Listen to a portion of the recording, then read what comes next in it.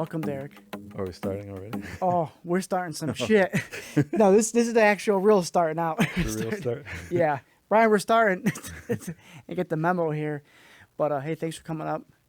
Thanks for like a last minute kind of we kind of go back and forth for about a week here, kind of touch on Yeah, I was topics. hoping to do Joe Rogan or Lex Friedman or something first. So listen, we come through us. We go right into it. So. We jump you right to Joe Rogan. That's how we work here with the edgers here. It's fun. I just want to get a little bit about you. A lot of your flying stuff, I want to tap into that, and then I want to kind of go deeper into your flying. That is kind of my, I guess the furthest rabbit hole I've been down is aviation. Yeah. Oh, let's dive in. I'm in. So I have the highest license you can get. I have an airline transport pilot license. I have 3 different instructor licenses. I have like over 6,000 hours, almost 7,000 hours of flight time. I flew PC-12s, private jets, CJ-3s. When did you get all that? When did you get started with that? 2005, I first soloed. Really? So I was 22 then. So I wasn't super young when I started. I did a lot of other things in life first. But I only got the pilot, so I wanted to see if I could do it. It wasn't like, I wasn't planning on being a career. I was just like, see if I got what it takes to be a pilot. You do it as like a hobby, like you just started. Yeah. And so, but I got my license, and your private pilot license is not that hard to do. The minimum, which is 40 probably hours. worrisome. The average takes people like 55 hours or so. But you can only kind of fly in good weather. You can only fly when it's like sunny out. You can't fly in the clouds and the rain. And if you're just staying local and flying for fun, it's fine. But if you really want to fly practically, like if you want to fly and you want to do trips places, like long trips, you really kind of want to be instrument rated, because like you're going to hit weather. Like if you fly, suppose you fly from here to Maine, just because it's sunny here, it's probably going to be raining in Maine, right? Like what are the odds that it's sunny all over the East Coast, That's true. Some days it is, but it's pretty few and far between. So what is that instrument you're talking about? Like, what is that? Like a special kind of training that you went through, or? Yeah, so instrument rating is at minimum another 35 hours. So it's almost a whole nother license. Yep. But you can fly without being able to see out the window at all. Really? You're flying completely by your instruments. That's why they call it the instrument rating. Holy shit. That's wild, dude. Yeah. And I mean, when you get lost and you're in the clouds, like, it's more than just like, oh, I don't know what street I'm on. Like, you don't know which way's up. Oh, dude. You could die quick. So situational awareness is important. Okay. You got to be able, you have to scan your instruments and on top of the map, but you got to keep your scan going, even if you're reading an approach chart or whatever. So what instruments on there help you guys, right? You always see that the level one, so you know if you're going this way. But like, what is that? I mean, now the modern airplanes, it's all in one computer, but the concept is the same. So like a standard 6-pack has an altimeter. Mm-hmm. Like the older planes have like a whole bunch of dial gauges. So like you have an altimeter, which tells you how high you are. You have an attitude indicator, which tells you, it's like an artificial horizon. Oh, okay. Yeah, so it shows you like if your wing's level, if you're pitched up, pitched down. Same as if you were looking out at the horizon, right? Oh, wow. So you could tell, kind of what the general attitude of the airplane is. So you can tell if you're going like flat towards something, if you're not like flying like this or like this or... Right, exactly, yeah. If you're pitched up, you're going to be climbing. If you're pitched down, you're going to be descending. Or if you're banked, you're going to be in a turn. So what made you go into flying for fun to like, learn how to fly blind, so to speak, or fly bigger, or fly like, what avenues did you go to? I got my instrument, and honestly, people were like kind of scared to fly with me anyway when I first got my license. Like, you fly like you drive? No, and I flew with my dad was my first passenger. Yeah. And and I would get some of my closer friends, like, all right, maybe, but ultimately it was easier just to like, I was like, I just kept working on ratings just for the challenge. At the time, so I got my private in 2006. I got my instrument rating around 2007. 2008 was when the stock market crashed, and like there was no jobs for Oh, wow. pilots. You had to have like 2,000 something hours to even be considered for like a $30,000 a year job. Seriously? Yeah, it was. There was no point in. But I just like the challenge of getting the ratings, and so I was working with a commercial, and you can always find a CFI to fly with you. You know, it's not that much more. Like the plane is expensive. Yeah. Oh, I bet. You know, the plane was, even at the time, it was like $110 an hour. Now it's like $200 an hour to rent a plane. So the planes are expensive. A lot of that's the price of fuel. But instructors are pretty cheap. You know, they're $50 an hour. The instructor themselves might not even be getting paid that much, but what they charge at a flight school is probably like $50 an hour. So it's not that much more. I was like, yeah, you pay for an instructor. You know, it's making you a better pilot, getting new ratings. Do you do instructing too? I do now, yeah. Yeah. And that was one of my first jobs as well. Okay. That was the other thing, was after I got my commercial, which once you get 250 hours, you get your commercial license. But there's not a lot of jobs you could do. You can like tow banners, you can fly skydivers, you can do pipeline patrol, but you can't like fly passengers places, stuff like that. You need the airline transport pilot license, which is 1,500 hours. And that's like the Yeah. 747. And when you think of the cost of doing that, like you got to get paid to fly. So that's why you need one of these other jobs first. But I didn't really want to do any of that. So I got my instructor rating. Yep. So I could at least get paid for my hobby. And so I was doing that. But then the industry kind of turned around. And people actually were coming to me like, hey, you got some hours, you know, come fly for us. And so I did some private charter stuff, like basically like a glorified limo driver. Like, is there a certain cap of flying that like you can't do? Like, you can't fly over 4 hours straight or 8 hours straight. Like truck drivers, like they can only drive for 8 hours at a time, not to stop. There are rules when you're flying charter. There's rules like that. Okay. Like you can only fly. It's really 8 hours if you're single pilot, but most of the time it's two pilots, which is like 10 hours, and that's time in the air. You can have a 14-hour duty day overall. Is that like takeoff, taxiing, landing, all that stuff, all together? Yeah. So like the 10 hours is like flight time, like actually in the airplane, and then the 14 hours is like your duty day. So like you could start at 6, you got to finish around like 8. Huh. But in that time, you can do 10 hours of time actually in the sky, like wheels up, wheels down. Is that like get like? And it varies, like if you're doing scheduled versus like charter. So what do you do for 10 hours if you're up there? Once you're up and it's level, like, what do you do? Like, most people fly. Like, what are they doing up there? Like, are they like taking a nap? Yeah, I mean, honestly, in cruise flight, we don't do a lot, right? Like we look out the window, you know, we talk, most of the work. I mean, the majority of the work is actually the planning. Yeah. Right? We got to run the numbers, make sure we're going to clear the trees at the end of the runway, right? Like you don't have too much fuel for the amount of passengers, bags you have. And it's not just the overall weight. It has to be in balance, right? You can't have all the weight in the back. Yep. Because the airplane will and you can't control it. You can't have all the weight in the front, right? You won't even, it'll over control. It's actually the opposite. How do you counter that? Or is there like per plane, like certain weight requirements on it? Like, yeah. So where you load the baggage. Yeah.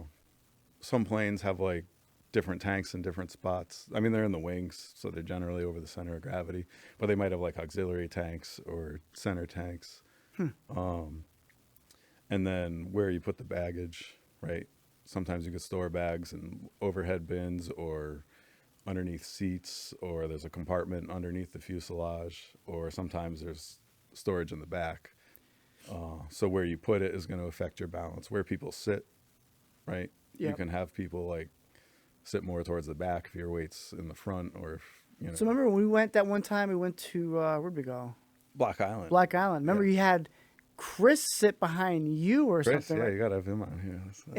And Chris was sitting behind me, right? 'Cause you said we gotta have the weight go. He has certain stuff, and I was like, I don't understand why. It's like, how would you know? Is it known because you know the plane, or you just Yeah, because is there of the gauges amount on the plane? because we had bags in the back, Yep. right? So it was better if we had us up front because we were heavier. I mean, I look a lot better now. I was like 210. I lost 40 pounds. Oh shit, nice dude. I gained back 10. I think it's muscle, but Because you're working physically, I'm in like better health than I've been since. Well, I I was a see all your teenager. I see all your grams from your EMT now. Yeah, EMT and mostly firefighter is what to pass CPAT. I got my mile time down from like 10 minutes and 30 seconds, which is like barely a jog. That's a joke. Like you're not even really running. You're just like not walking. Underestimate running. What do you have it now? I was down to 8 minutes and 30 seconds before I could pass CPAT. It's a pretty hard test. Good. Well, I'm glad that you're sticking through it, dude. So Yeah. you still fly now? Yeah. Do you instruct this I know. stuff? So you're playing in Hartford. Was that like are you a part of like a club?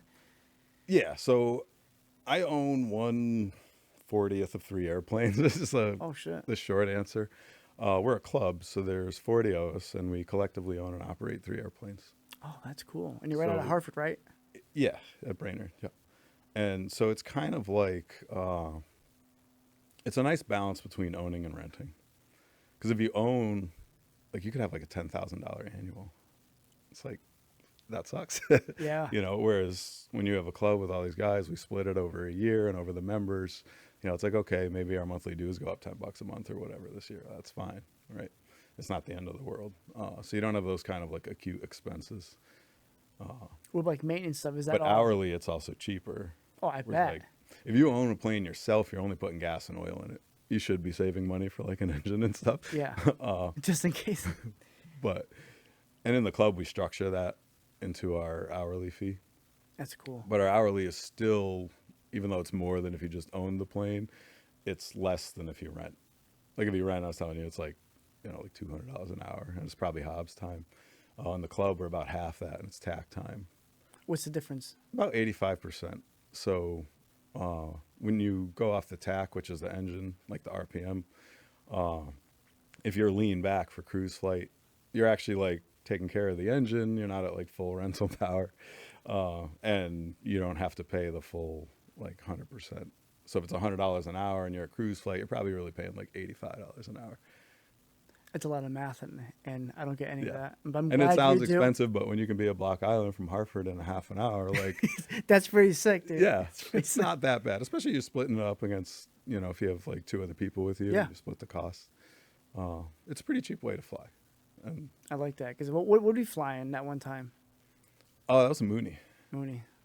That was a cool plane. That was a Yeah, retractable gear. It's got swept forward tail and laminar flow wings. It has wings more like an aerobatic plane almost. It's a little bit sleeker. It has a 13-to-1 glide ratio. So that's why it's actually only 200 horsepower. Like a Skylane, That's it. yeah, the Cessna we have in the club is actually 235 horsepower. Holy shit. But that only does like 140 knots, and we cruise at like 165 on the Mooney, just because the airframe is so efficient. 160. The Skylane climbs better Okay. because your ability to climb is a result of excess horsepower. I'm sorry, I'm like totally nerding out. No, right dude. now. Let it out. I'm just trying to grasp it. You know, people will get it. I'm learning it, but it sounds wild. I get some of that, I suppose. But what is your favorite kind of to fly? Or I do you think like? one of the coolest things I ever did is somebody took me up in an extra 300, What's that? and we did like the Red Bull Air Race planes. Okay. Oh. I knew somebody who had one of those, and he was like, "Hey, you're a flight instructor. You want to be my guinea pig?" And I was like, "What?" And he was like, "Well, you know, I'm working on my aerobatic instructor rating."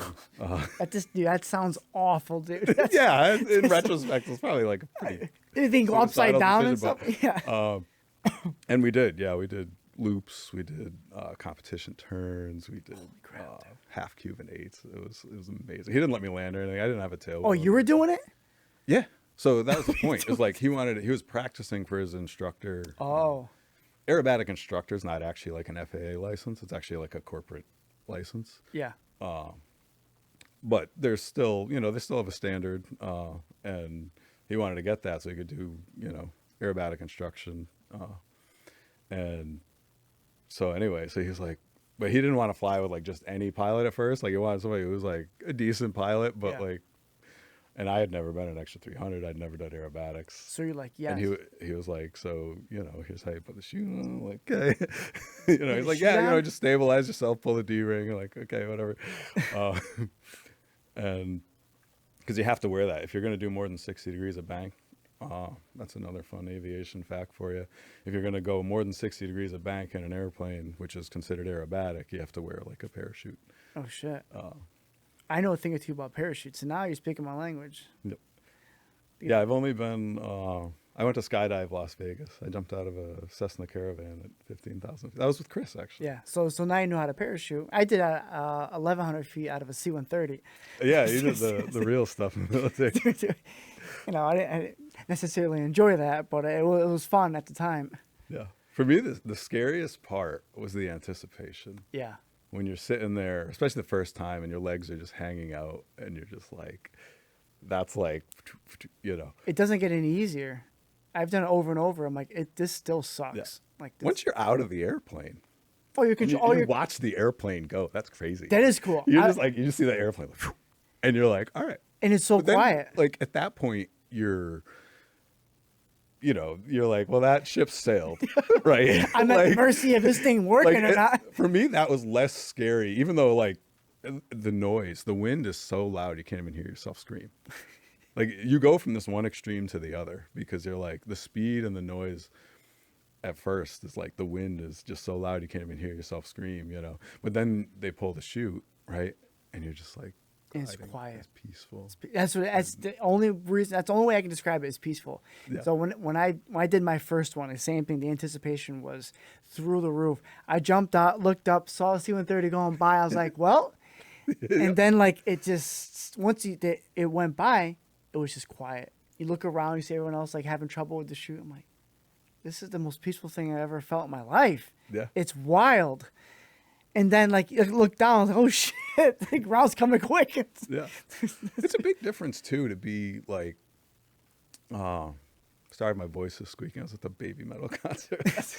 That was Baby Metal? Yeah, they are awesome, dude.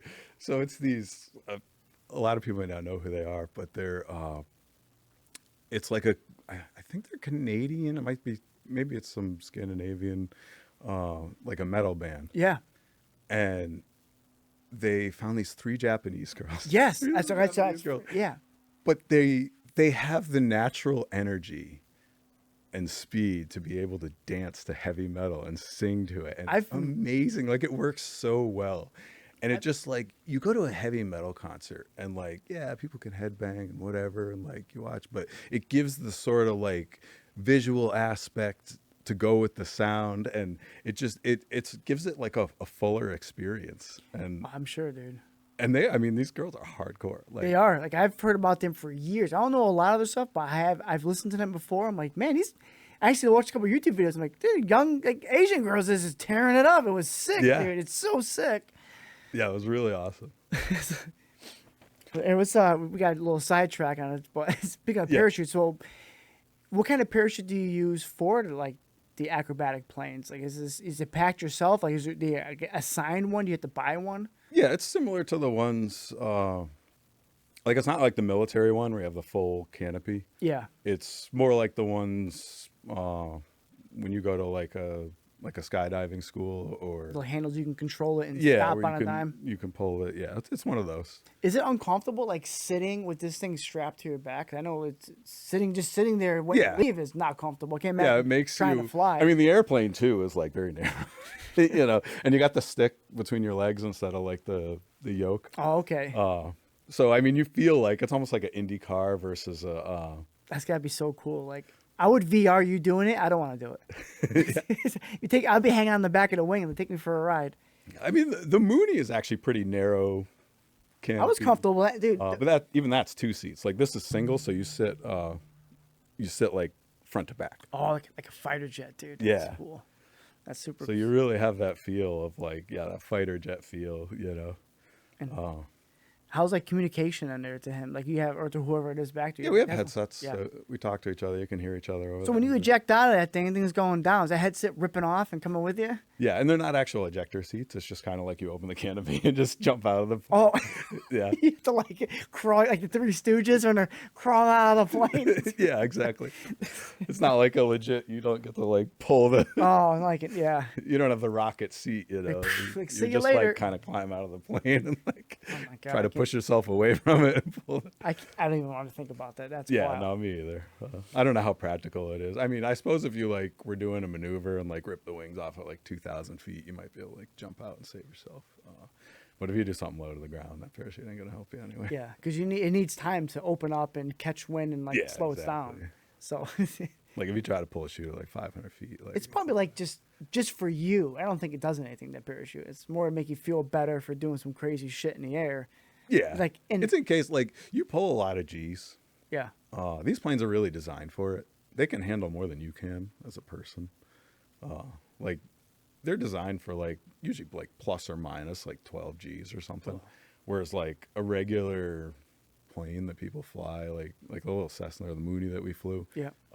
it does like 3.8 or something, or maybe Is that- 4.4 if it's in the utility category. Is the G like the whole time, or is that like the initial like get to your speed kind of thing? Yeah, so G is like an acceleration, right? 1 G is what we're feeling right now sitting in these chairs. Okay.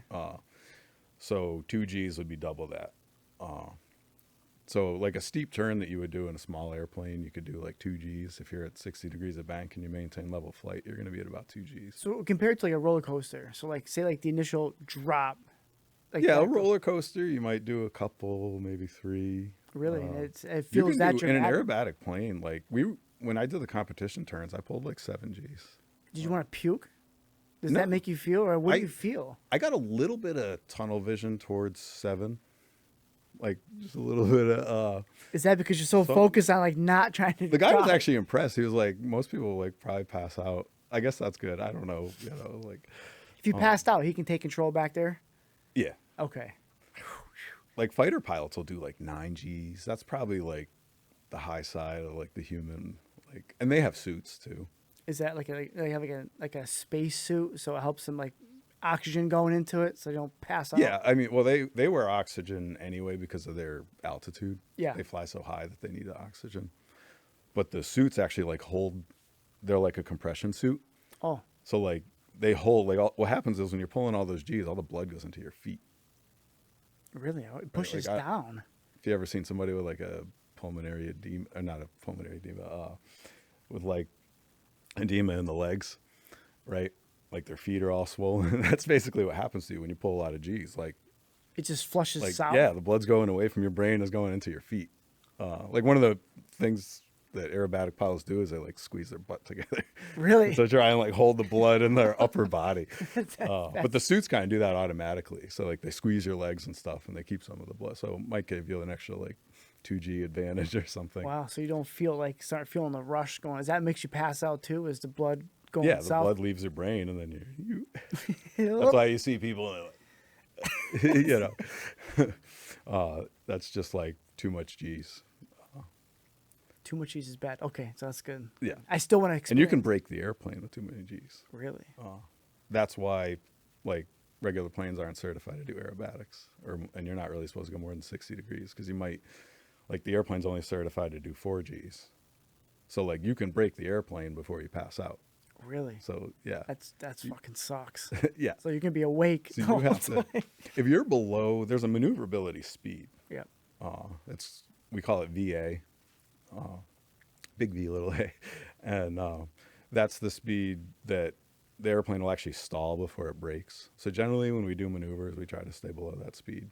But if you're at like full cruise speed and you just like yanked on the plane, you could rip the wings right off like a cartoon, and you just fall. And like then you're a rock, you just fall out of the sky. I probably shouldn't be asking this shit because I like flying. I see the things flapping. I'm like, Yeah, I people are don't- gonna watch this. They're like, I'm never getting in, never getting in a small airplane again. But yeah, so an aerobatic plane though, you'll probably pass out before you can break it. So they're made to do Yeah, that like stuff. you're probably going to pass out like 7 Gs. And What is the biggest plane that you flew? So you did a whole different types of the careers, and the CJ3, which it's is a like a little Learjet. citation jet. Oh, it's a jet. Yeah, it's a jet. It only it's like 6 or 8 passengers, depending on the configuration, plus the pilots. So That's cool. yeah, And we're like there's like leather seats back there. Is it like kind of like it's a limo. it's a limo? Yeah, That's a good way to put it. Limo in the air. You're a sky limo. Instead of a bus driver, you're a limo driver. So do you fly higher with those because you need? Yeah, we actually fly higher than the airliners. Really? That particular, I mean, it depends on the jet, but this particular, a lot of the commercial passenger jets go pretty high.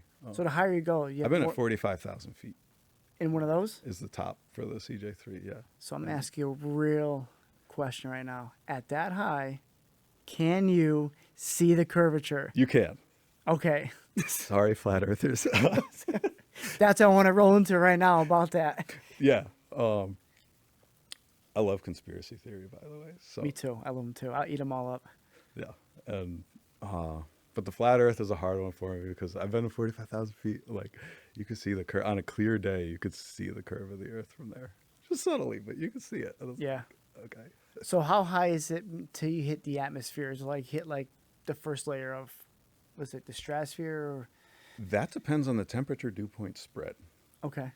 So basically, the atmosphere cools at 2 degrees Celsius per 1,000 feet. So if the temperature is 58, well, that's a Fahrenheit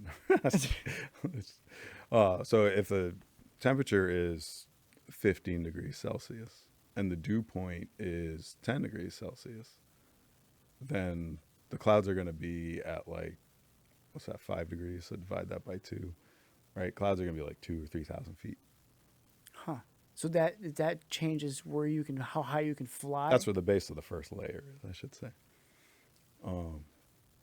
And well, if you're not instrument rated, yeah, it does. Oh wow. If it's a foggy day, But at that not- high up there, at 45,000 feet, are you getting clouds up there?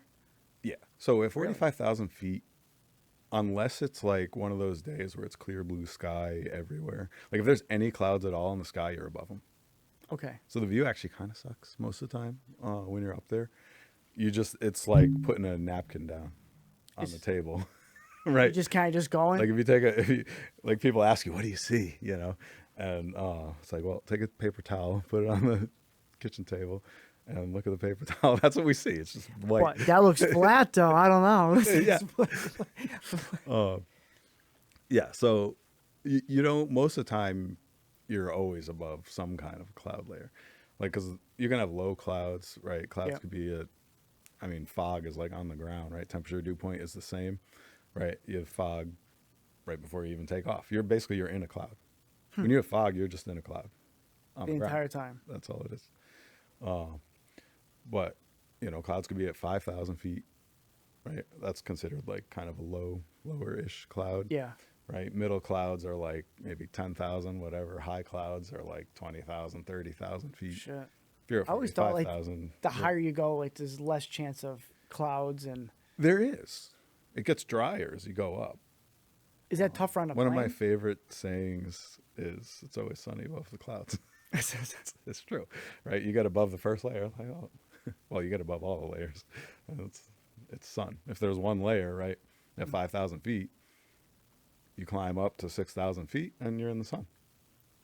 So it could be a miserable day for everybody down there, but up there, you're like, oh, just enjoying some sunshine. Once you break through, it's like, oh, this is great. Yeah. It's crystal clear. So speaking of like the flat Earth stuff, when you design a flight plan, like obviously you're anticipating the curve of the Earth when you set that out, right? Because that's going to do like a straight line A to B somewhere, unless it's like, I don't know. How does that work? So when you do a long trip, like a really long trip, they do what's called Great Circle routes. Yep. And that's taking into account the curvature of the Earth, because so on a piece of paper, right, the quickest distance between 2 points is a straight line. Yeah. Right. That's one of the basic axioms of math, right? I know that, so I passed that part. Yeah. On a sphere, the shortest distance is not a straight line, it's a curve. So that's why all the flight plans have a Yeah. little curved So line like, to them. why does everybody go over island when they're going to like Africa? You know what I mean? Like, why don't they just go straight? Because they're flying that Great Circle route. Huh. That's interesting.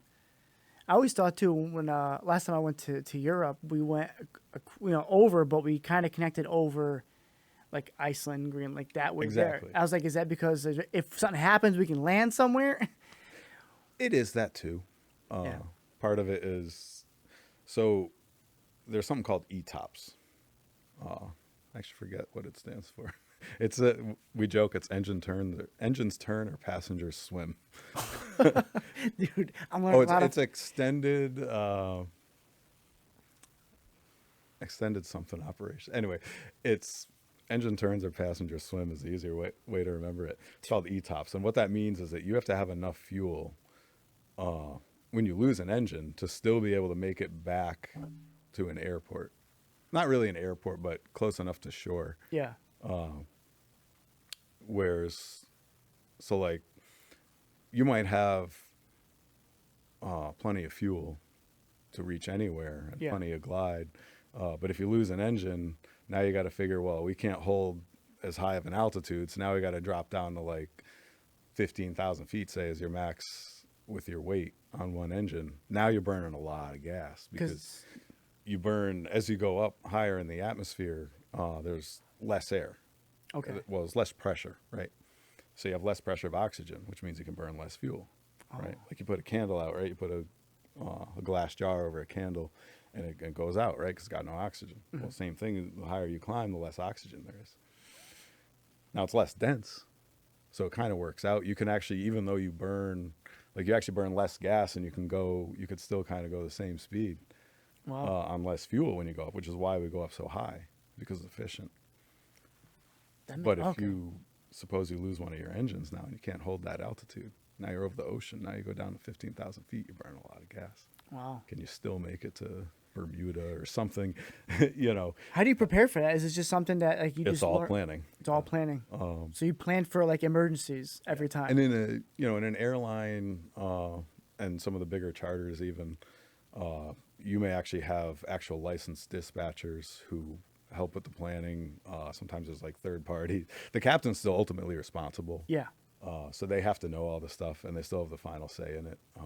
But a lot of times we even have third party people do a lot of the calculations for us and kind of hand us the sheet just to look over and we're like, okay, yeah, that makes sense. So that's for like use, like commercials the same way. Is there people that plan a route? Like this is how we're going to go to Denmark. Yeah. In the airlines, they have actual licensed dispatchers who can do all this planning and so that they don't they don't ask unreasonable things of the captain, right? Yeah. Like ultimately the captain has to sign off that this is safe. Like it's his plan officially. Like he's the guy who's Flying this screwed thing. if something goes wrong, right? Yeah. He's the fall guy. But it would be a pain in the butt if, they were like, oh, we're going to have you fly, this route. And we're like, no, I can't do that. Can you put like storms too? So Like they have to know. So that's why they have licensed dispatchers. So they know if they assign them something, it should be, it should be right in the first place before they assign it to the captain to look over and sign off. now, what about weather? Do you check like some kind of weather channel first to see like in your path what is in your way and like can you avoid that? Like, well, you can save time by going through it, or should you Yeah, just actually, anybody can see. If you go to aviationweather.gov, you can go on NOAA's site. That's what we use. And I mean, we also use you can use ForeFlight as a third-party app. Yep. Or flightplan.com, or you can call the old-fashioned way. You can call 1-800-WEATHER-BRIEF.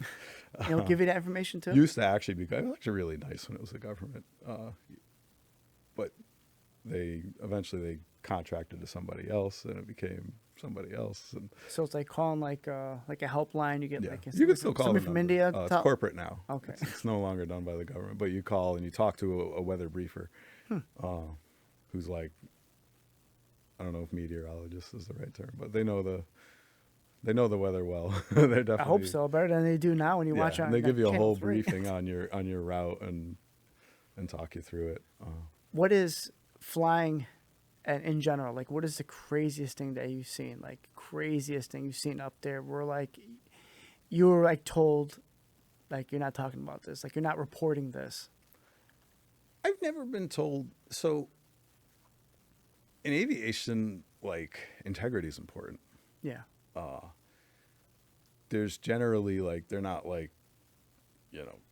don't, the only thing I really can talk about is like my passengers, like, Okay, that's fine. like who we fly, where we're flying them to, like, if I'm flying a celebrity to somewhere, right, and they're just on vacation, then like, it's one thing, like, okay, if you're flying, I've never flown Katy Perry, so I'm going to use her as an example. Yeah. So if I'm flying Katy Perry to, let's say Seattle, Washington for a concert, and she's already scheduled for the concert, well, that's not a big deal because people know she's coming, right? Mm-hmm. Although still what plane she's flying on, where she's landing at is probably like not never something thought you'd about want. Yeah. Her to get rated, like, or especially like if they're on vacation, like imagine, you're going to like, whatever, they want to go to Bar Harbor, Maine. Yeah. Right. And they're going there because they want to be away from people. Yeah. Right. And you put on your Facebook, like, hey, guess what? Tomorrow I'm flying Katy Perry to Bar Harbor. And you show up there and she gets mobbed by fans. You're fucked. Like, you're done. Like, you can't, So those type of things, like I actually had to sign an NDA. That's neat. That makes like- sense because everyone nowadays is excited. Look who was on the plane with me, so and so. Like, unless they're okay with it, maybe if it's different, just say, "Hey, I'm taking a picture with the pilots or whatever." So we can't like bother the passenger. Like, I can't just go up to them and be like, "Oh, let me get your autograph." Like, Yeah. they want It's you very to treat- professional. Yeah, a lot of the reason they're paying for this private flight is they don't want to be treated like a celebrity. Like, they want good service, yeah, but Yeah. they don't want they don't want the attention. They want to be a normal person for a day, and they can't do that. Like, you can't just be on an airline and be like, "Oh, look who that is," You just want to blend in. It's like, let me just not exist Yeah, right now for a little while. exactly. I don't want anybody to know. Like, they know you probably know who they are. Yeah, and you can do subtle things. You can be like, "Hey, how's it going?" I flew I won't say which player, but he was a football player, and he was a blocker. Oh, it's a big dude. Yeah, big dude. And he had his family with him, and the girl at the desk buzzed the door open, and his kids just like ran out towards the plane. Ran out there, and he's like, "No," and I was like, "Don't worry, they're just blocking for me." So like, I kind of subtly let him know that, like, yeah, I know who you are. But, Oh, that's like, cool. I wasn't like, like, "Oh, hey, let me get your autograph." Let me get your autograph as your kids run I was like, by. no, don't worry, they're blocking for me, and I stayed with it because we're supposed to escort the passengers. Yep. So I stayed with them, and they just went right to the plane anyway. They weren't like horsing around really. They just kind of like ran. They were just excited, just ran for the plane. But What are some scary things you saw flying? What's some things that you dealt with scary that people in the back had no clue happened? well, this one we actually didn't have any passengers. Okay. But one of the scariest things I ever had, we were coming back from I think it was Nevis, Where's that? Caribbean, Oh, okay. Eastern, kind of like a little bit more southeast of St. Bart's. So like you go Puerto Rico, then you go Virgin Islands, St. Bart's. Nevis is one of the next ones down that like Near Epstein Island? Yeah, yeah. Okay. Like we passed Epstein. on the Nickelodeon way. Island? Oh, what? I can't talk about those flights either. Sorry. Oh, shit. Oh, okay. Yeah. So, but coming back from Nevis, no, I didn't fly outside. Coming back from Nevis one time, it was just me and I wasn't the captain. I believe I was a captain at the time. Like I was rated as a captain in the plane, but I wasn't the captain at the time.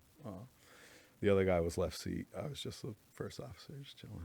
And in the Caribbean, so like in Connecticut, like a cloud, you can kind of tell the amount of. So a cloud is like a puffy cloud, like a cumulus cloud, right?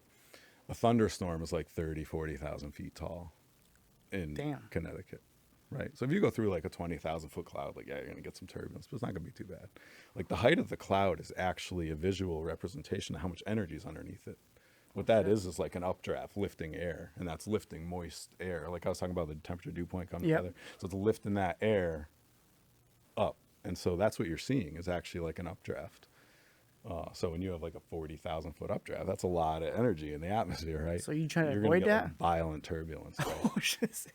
In the Caribbean, though, I actually don't know the physics behind it, but like it's like half the height. So like a 22,000 foot tall cloud in the Caribbean is gonna rock you like a 35,000 foot cloud in Connecticut. And so this cloud was like that. We were like just above it. I think we were visual, like, but I think we were still on. I believe we were on an IFR, and we're coming over. And they told us to either way, whether it was VFR or IFR, they told us to advise before I descent. And didn't? there was a big cloud. And usually we go around. Like if we had passengers, we definitely would have went around. Yeah. And the captain was kind of like, he's like, I don't really feel like going around, whatever. Oh, Like, fuck. we're just going to go right over. I'm like, okay. So I pulled my lap belt tight because, like, that's the main thing is, like, your head's going to hit the ceiling because you, like, fly out. So, we both pulled our lap belts tight because, like, we knew we were going to, like, we weren't expecting what happened to happen, but we knew we were going to get some kind of, like, turbulence when we went through. We lost 2,000 feet. You lost 2,000 feet? Yeah, like, the altimeter was winding like a clock. What, did this drop? Like, it was either 24 or 22,000 to like 20,000 feet. Like, it was just like, and I was like, I just got on the radio all calm, and I was like, I won't say my call sign that we were doing it in. Like, oh, we're starting our descent. And they're like, okay, Roger. So it just went like, Yeah, 2,000 feet, just the altimeter just like spinning like a clock. what did it feel like though? Just like an elevator, like a roller coaster when you first go over that. Oh, shit. Yeah, it's one of the most extreme turbulence events I've ever been in. It wasn't bouncy. It just took you and just threw you down. Yeah, we went over this cloud and just Like it just sucked you dropped right. right when we got past the edge of the cloud. We just dropped like 2,000 feet. What about like turbulence and shit? Like, what is your worst turbulence? That's one of them. In a small plane, I've hit my head on the ceiling. It wasn't even like, if you were in an airliner, it probably wouldn't have been that bad. Like, it was probably like a jet probably would have called it like moderate. I don't think they would have called it severe. Yep. I did report it as severe turbulence because I hit my head on the ceiling. It's like, oh, fuck. But I mean, and I said it too. I was like, we got severe turbulence. I was like, we're in a Cessna. You can take it with a grain of salt, but like, I hit my head on the ceiling. I said it straight out like that over the radio. I was like, yeah, I just hit my head on the ceiling. We hit like a pocket of air, and that's what did it. Yeah, we were going right at the base of the clouds is where turbulence is the worst. Okay. Oh, wow. That's like, generally speaking, that's where the worst turbulence is. And we were descending through a cloud layer, and it wasn't even that. Like, I wasn't expecting that. Like, it wasn't like a thunderstorm or anything. It was A normal just cloud. a couple of, I don't know, a few thousand foot thick layer of cloud. Okay. Oh, But fuck. we went through the face, and I just went, ooh. I had on the ceiling, and I was like, Oops. so I mean, it happens, especially in a small plane. It's like riding a moped. Yeah, it's not You're in a made for comfort. Cadillac and you hit a pothole, you might not even notice. Yeah, that's why I figured too. Like the wings are like suspension. If you have the higher luxury car, you're not gonna feel it. But Yeah, you get a little like- stiffer suspension. You're gonna feel every single little thing that's in the road. And being in a small airplane is like being in a moped. Like, it's fun, but it's fun because it's kind of scary. You might die, or whatever. Like, Yeah. Little uh, fear factor. Yeah. So, in a small plane, like, you're going to feel the turbulence. Like, moderate turbulence is going to feel like crazy, like violent almost, We flew back from Florida. We did a guys trip down to Disney for like one day, and we came back and they told us, the captain on the radio goes, when we get over Connecticut, we're gonna have high winds. But dudes, I was looking down and I saw the beach instantly high winds. And point when we were Yeah, when banking, you see white, when you see the wave crests are all white, like, Yeah. not just like the last wave to the beach, but when all the waves have white tops, like, Yeah. you're going to get rocked. Like, Dude, you're and going for a ride. it was banking. I remember hanging out, and I was like, boom, and my buddy's white as it goes hanging out, and I'm like, holy crap, dude, this sucks. Like, this is brutal, dude. Yeah. One of the things I tell my passengers is I always try to be honest. Like, you want to be worse, actually. Like, don't Like, hype it up. let them get surprised. Like, Do you overhype shit? Like, oh, we might hit some turbulence, might be a little rough. So when Yeah, nothing comes, you're exactly. like, oh, that was rough. Okay, we're Like good. you want to tell them, like, we're probably going to have some turbulence, like coming into Nantucket, right? Like, just to prepare them, rather Yeah. than you don't be like, oh yeah, it's fine, and then they're getting Bang. rocked because they're going to think like something's wrong. Yeah. What I usually tell them is like, hey, it's like, I'm not gonna lie, today's pretty rough. Like it might be smooth climbing out of here, but as we're approaching into Nantucket, it's gonna be, It can be rough. but it's like waves on the ocean. You just get So through like, them. it is a normal thing. Like the plane can handle it. Yeah. You know, Well, us people, we don't like to handle if that. you're at the right speed, if you're too fast, technically, you can have turbulence so bad that it damages the airplane. We try to pull back to our maneuverability speed if there's like, Start slowing down a bit yeah, before, if there's like, bad and break, like almost turbulence, a, you don't go like flying full speed through it. You slow down and the airplane's Kinda let it gonna just be fine. happen. It'll stall before it breaks, huh? like we talked about before. Yeah.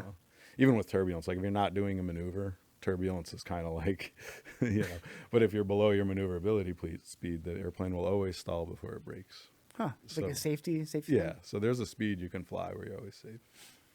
Have you done the Mile High Club on an airplane? I haven't personally, Okay. at least not all the way. Oh, okay. Sit now. I mean, I'm not going to admit to like going third base as pilot in command, but With passengers back there, and you're getting like not jerked no, off? not. Oh. I mean, I'm not going to admit to anything like that anyway. But We'll take that for what it is. I like that. I've had passengers who definitely did it though. Yeah? Like Could you one hear time them? we actually found a hair in the ceiling light in the bathroom. We knew they both kind of like went back there. It was like an old dude, like a young. That wasn't his wife either. Oh, really? Yeah, He popped that Viagra in that's there. part of the other reason why I don't want to say names because. Yeah. But yeah, it was like we found it. We actually found a hair, like a long hair, in the light. I don't know how that happened, but there was like Head up on in the the light in the bathroom. There was like a long hair. Like Was it like an happened old here. man hair, or is it a young? No, no, it was. It wasn't a short gray hair. It was a long brunette hair.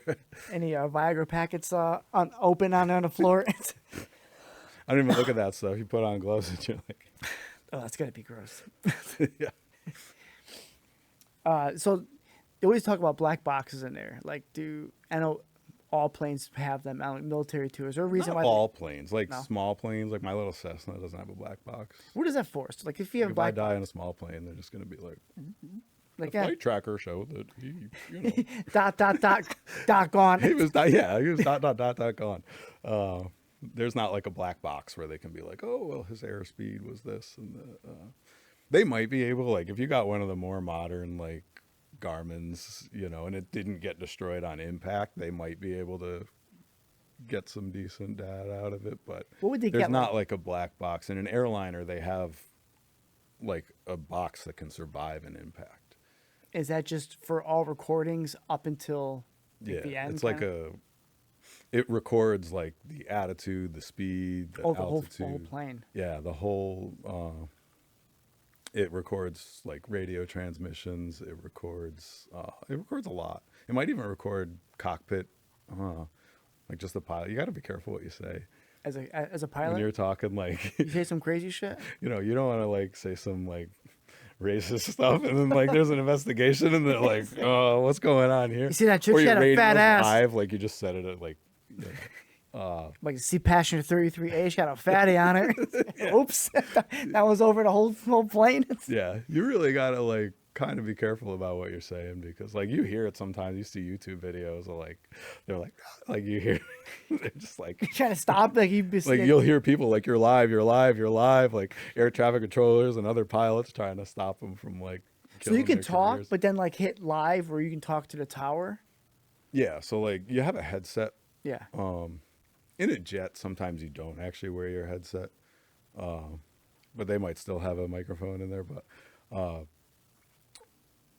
But you have a headset that you talk to ATC. Like you could take it off if it's quiet. It depends on the jet, but you might be able to take your headset off. But a lot of times you have a headset that you just leave on, and you're talking, and you talk to each other through that headset. So you Yeah. talk to each other over like engine noise or It's got to be kind of noisy up in there too. Yeah, Right? I mean, even if you're in a jet where the engines are way behind you and you're sitting up front, you still got like the environmental systems and the like cabin pressurization and air conditioning and all that stuff's making noise. And It's just easier with the headset yeah, on. so with the headset you can hear each other good. And then if you want to transmit, if you want to talk to like air traffic control, you just press a button and then you're That's transmitting. okay. But if you're like accidentally pressing that button, or if you can get your mic stuck, the button's stuck and like It's just hot mic the whole time. yeah. So you do kind of have to be careful what you say. Okay. It's kind of like being like broadcasting somewhere. Yeah. It's like, whoops, didn't mean to say that. Yep. That's funny, dude. That's funny. Where do you want to go now and with flying wise? Like I know you're doing Honestly, firefighter. I've been paramedic. enjoying having a life again. Yeah. Well, I'm sure it takes up. I'm instructing still, but I haven't been doing charter flying or anything with airlines or anything like that. Like I've just been, so you can make good money flying, but like the money is not in like flying every day. It's like working crazy amounts of overtime. Yeah. And when you're just like gone all the time, and like if you get to go somewhere and sit there for a few days and enjoy it, it's cool. Yeah. Like there's some trips where like you go there and you just spend 2 days like golfing in Naples, and you're like, okay, this is cool. Like Then I you love just my fly job. back. Yeah. But that's not efficient for the company, right? What's efficient is you fly to Naples, you get somebody else, you fly them. I've been to like Canada, Florida, the Caribbean all in the same day. So they just run you. It's like you're going one Yeah. stop, one stop, one stop, getting paid. Yeah, you don't even know where you're gonna sleep. No Like shit. there's a plan, but it could change halfway through the day. They're like, oh well, it's more efficient if you do this trip and they do that trip, and But that 'cause like burn you out. Like they're flying. You got to remember that as a company, they're flying like who knows, 20, 30, 100 planes. Depending on the company. So plans can change. An airplane could be down for maintenance or whatever, and can just throw the whole day out. oh shit. So you don't know where you're going to end up. Like you see the whole world 5 minutes at a time. That's It's dizzying. Like, and there's regulations about how much sleep that you can get, but like if you're flying to the bare minimums of those every day, yep. and like those regulations, they might say that you're supposed to have like 10 hours of sleep, of rest, right? But that rest is from when you leave the airport till you get back to the airport.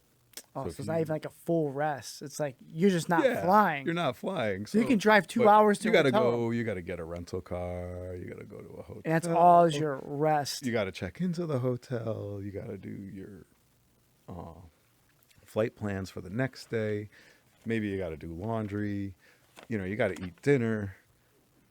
A 10-hour might mean you're lucky to get 6 hours of sleep. And Now, that's do like that, finally relaxing. days in a row. Yeah. You can get You a get little used to weak. that? Like once you get established, you're like, I'm kind of used to this. Yeah, I mean, I could honestly not sleep like an entire night, or just get like 2 hours of sleep, and the next day it's not going to bother me. I couldn't do that multiple nights in a row though. Like I can have one bad night. If I don't have a good night's sleep the next night, I'm calling out. Like, because it's dangerous. You don't want to fly tired. No, I'm sure. You don't want to drive tired, never mind Yeah. flying an airplane. No, those regulations are literally lifesavers. Like, I mean, they say that aviation regulations are written in blood, and it's kind of true. Like, most of those regulations are because, like, well, this is how. Like something happened where like they didn't sleep and then they crashed because they just Yeah. either zonked out or Like, made you got to an be error. instrument ready to fly in the clouds, because Yeah. people who aren't end up pulling like a JFK. Is that what happened with that flight? Yeah, he was. His instructor actually told him not to go. Was like, you're not really ready for that. He's like, It "Oh, was got like it." it was legal. It was like marginal VFR. Mm-hmm. But marginal VFR is between 3 and 5 miles visibility. Okay. So that's like a town. Mm-hmm. Right. Now think about it. You're in an airplane. Like you can cover the distance of a town in like a minute. Yeah. Right. You just look forward. You can just see Yeah. If you're doing 120 knots, right? It's like 150 miles per hour. So if you do 5 miles, it's that. Yeah. So if you're flying in a 3 to 5 mile ring of visibility, it looks like you're in a cylinder. Oh shit. Right. And if you're over land, like at least you always kind of have a sense of the ground. Yeah. But he got out past Long Island. Actually, I think it was between Block Island and Martha's Vineyard. He was on his way to Martha's Vineyard. So that's a pretty good stretch of I don't know the distance off the top of my head. I want to say it's around 40 miles.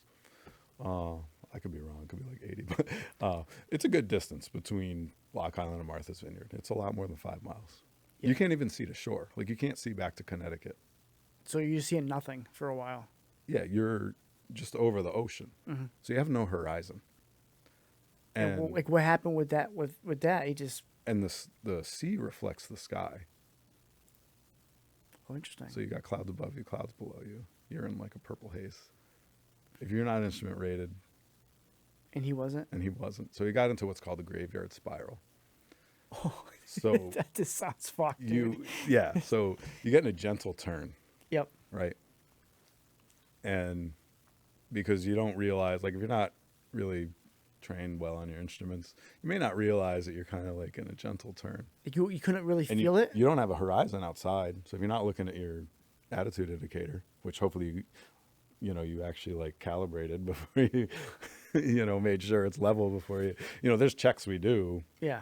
which we do kind of teach for the private rating, but most of what you're doing is you're looking outside. There's not a lot of focus on the instruments. You only do like 3 hours of instrument training for a private license. That's not a lot. No, that's why the instrument rating is, it's another like 35 hours. Which I feel like it's important, especially Yeah. for JFK here. Yeah. So he got out there and, and he kind of told his instructor, like, oh, I'm a Kennedy, I'm fine. I'm going. And it was sunset too. Like it was late. And so he's going out there, he gets in this gentle turn. Now, there's all these different illusions. I think it's like cinematographic. I forget what I'm murdering that pronunciation. But basically, you're in a turn, and then like you get used to being in the turn. So it feels normal. And yeah, so when you level out, you actually feel like you're in a turn the other direction, because you got used to like. So weight always works to the bottom of the airplane, Mm-hmm. and that's why you need to use your instruments when you fly. Because weight always acts straight through the bottom of the airplane. So you can't tell by the seat of your pants whether you're right side up or upside down. Because, Fuck? like you don't know that you're in a bank. So Now, like, if you're looking out and you can see the horizon, you would know, like, oh, hey, why is the horizon like this? yeah. Or if you're going through clouds or at night, you're not if you seeing don't it. have a horizon because you're in 5 mile visibility, you're just in haze, right? Oh, shit. And So it just kind of just spun like this out of so he's in a turn, right? But if you level out, you feel like you're turning the other way, so you want to go back into that turn. But what happens when you're in a turn? Because lift, opposite of weight, works through the top of the airplane, right? So wherever you have the top of the airplane pointed is where it goes, Mm-hmm. right?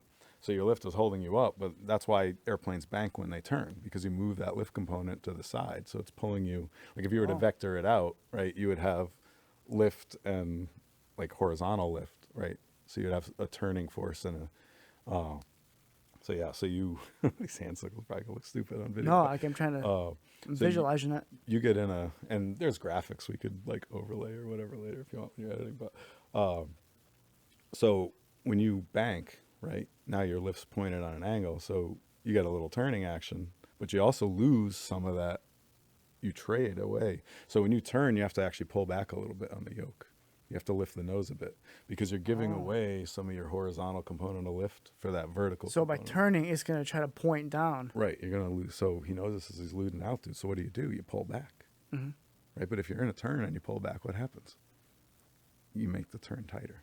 Oh, shit. I was going to say, hopefully it straightens So it out. it gets worse and worse. And that's why they call it a graveyard spiral, because you're losing altitude. So you pull back, So he you just get kept tighter pulling. And he splashed it right in the ocean. Holy shit. Yeah. And it was a slow ending? Like, he just didn't think nothing was wrong until the end? Yeah. Like it just felt normal. You can get so disoriented that, again, and you start pulling G's because now you're like, you don't know your attitude. And you can literally not know which way is up. That's crazy. If you I never don't even know how thought to about fly that. by I felt like your it's just instruments, something that you just knew up was up. Well, I guess when you're in the sky, you don't know. Yeah. I mean, if it's a clear day, sure. I mean, blue is up, brown is down, right? Yeah. Or green, depending where you are, right? You got desert below, or, forest below, and you got blue sky above. But if you're in the clouds, it's just white. or gray, depending on the cloud, right? But like darker clouds, like rain clouds, are going to be like gray, and like lighter clouds are just going to be like bright white. Like it could actually be like blindingly white. I'm just like baffled by all that. It's fucking wild, Yeah. dude. That When you're flying in the clouds, the pilot cannot see. Like when you're in an airplane and you look out and like it's just gray or Yeah. white, like guess what? That's what the pilot sees too. so we're come back. We're come back from Poland, and we flew to JFK, and that's how it was, dude.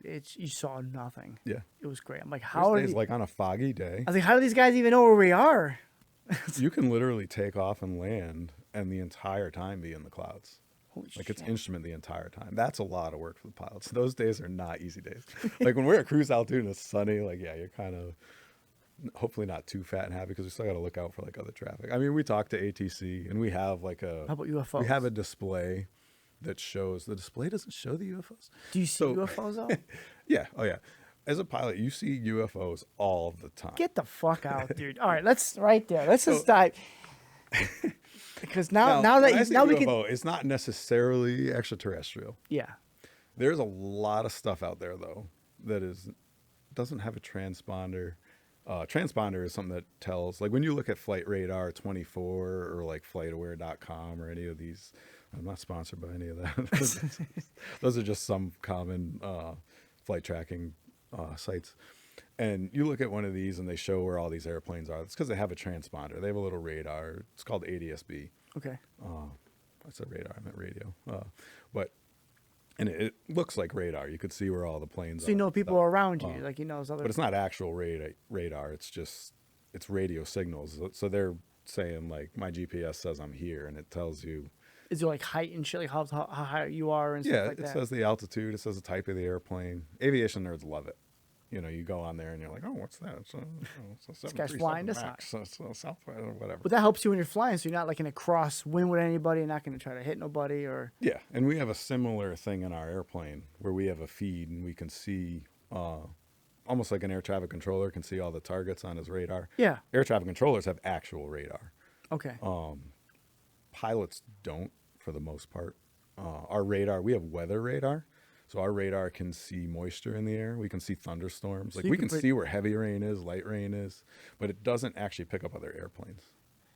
So. But we have a display Mm-hmm. that just gives us, we have like an XM radio feed that tells us where other airplane, it looks kind of like the ATC radar. And it's pretty accurate. It's almost identical to what they're seeing. So what is the crazy shit if you've seen up there? Like how high do you have to go? Like what are things you saw like, yeah, that's not an airplane, or like that's like a black ops operation going on right now. Yeah. So like I said, there's a lot of things flying around that they're not talking to ATC.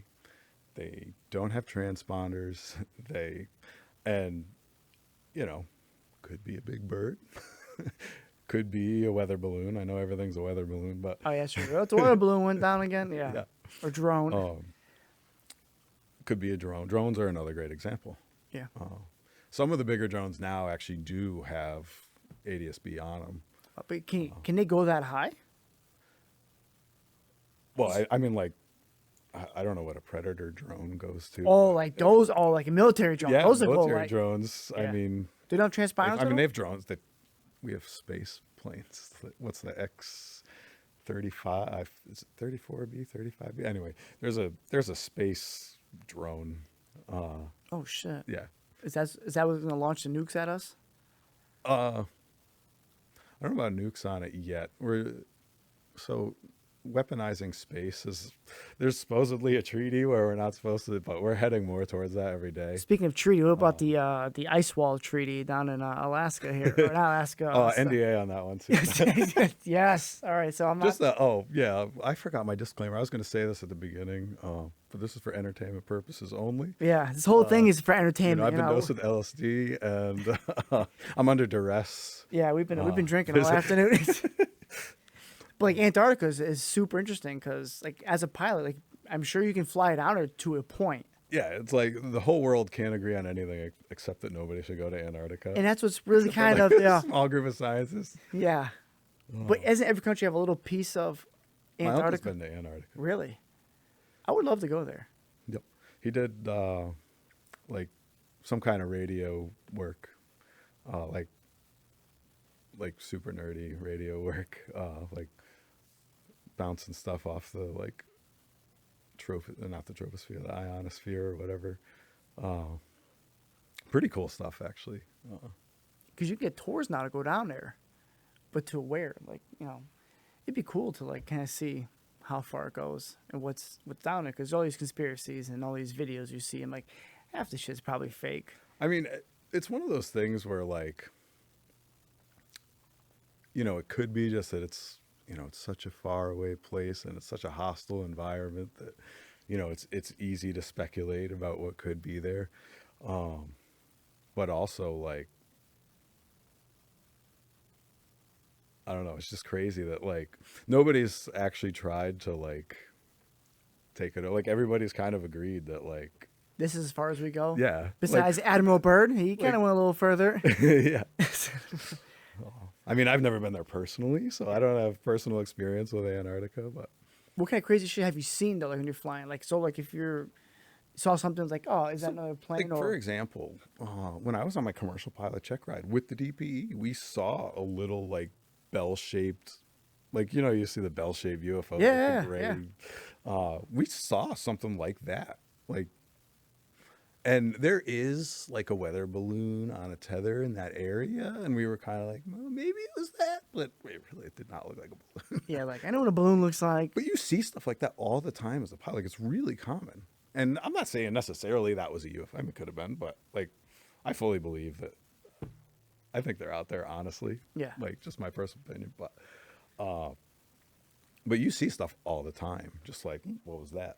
Like, They go by and fast. it's either too small to be on radar or whatever. Like, ATC has no idea. It's not on your TCAS. Like,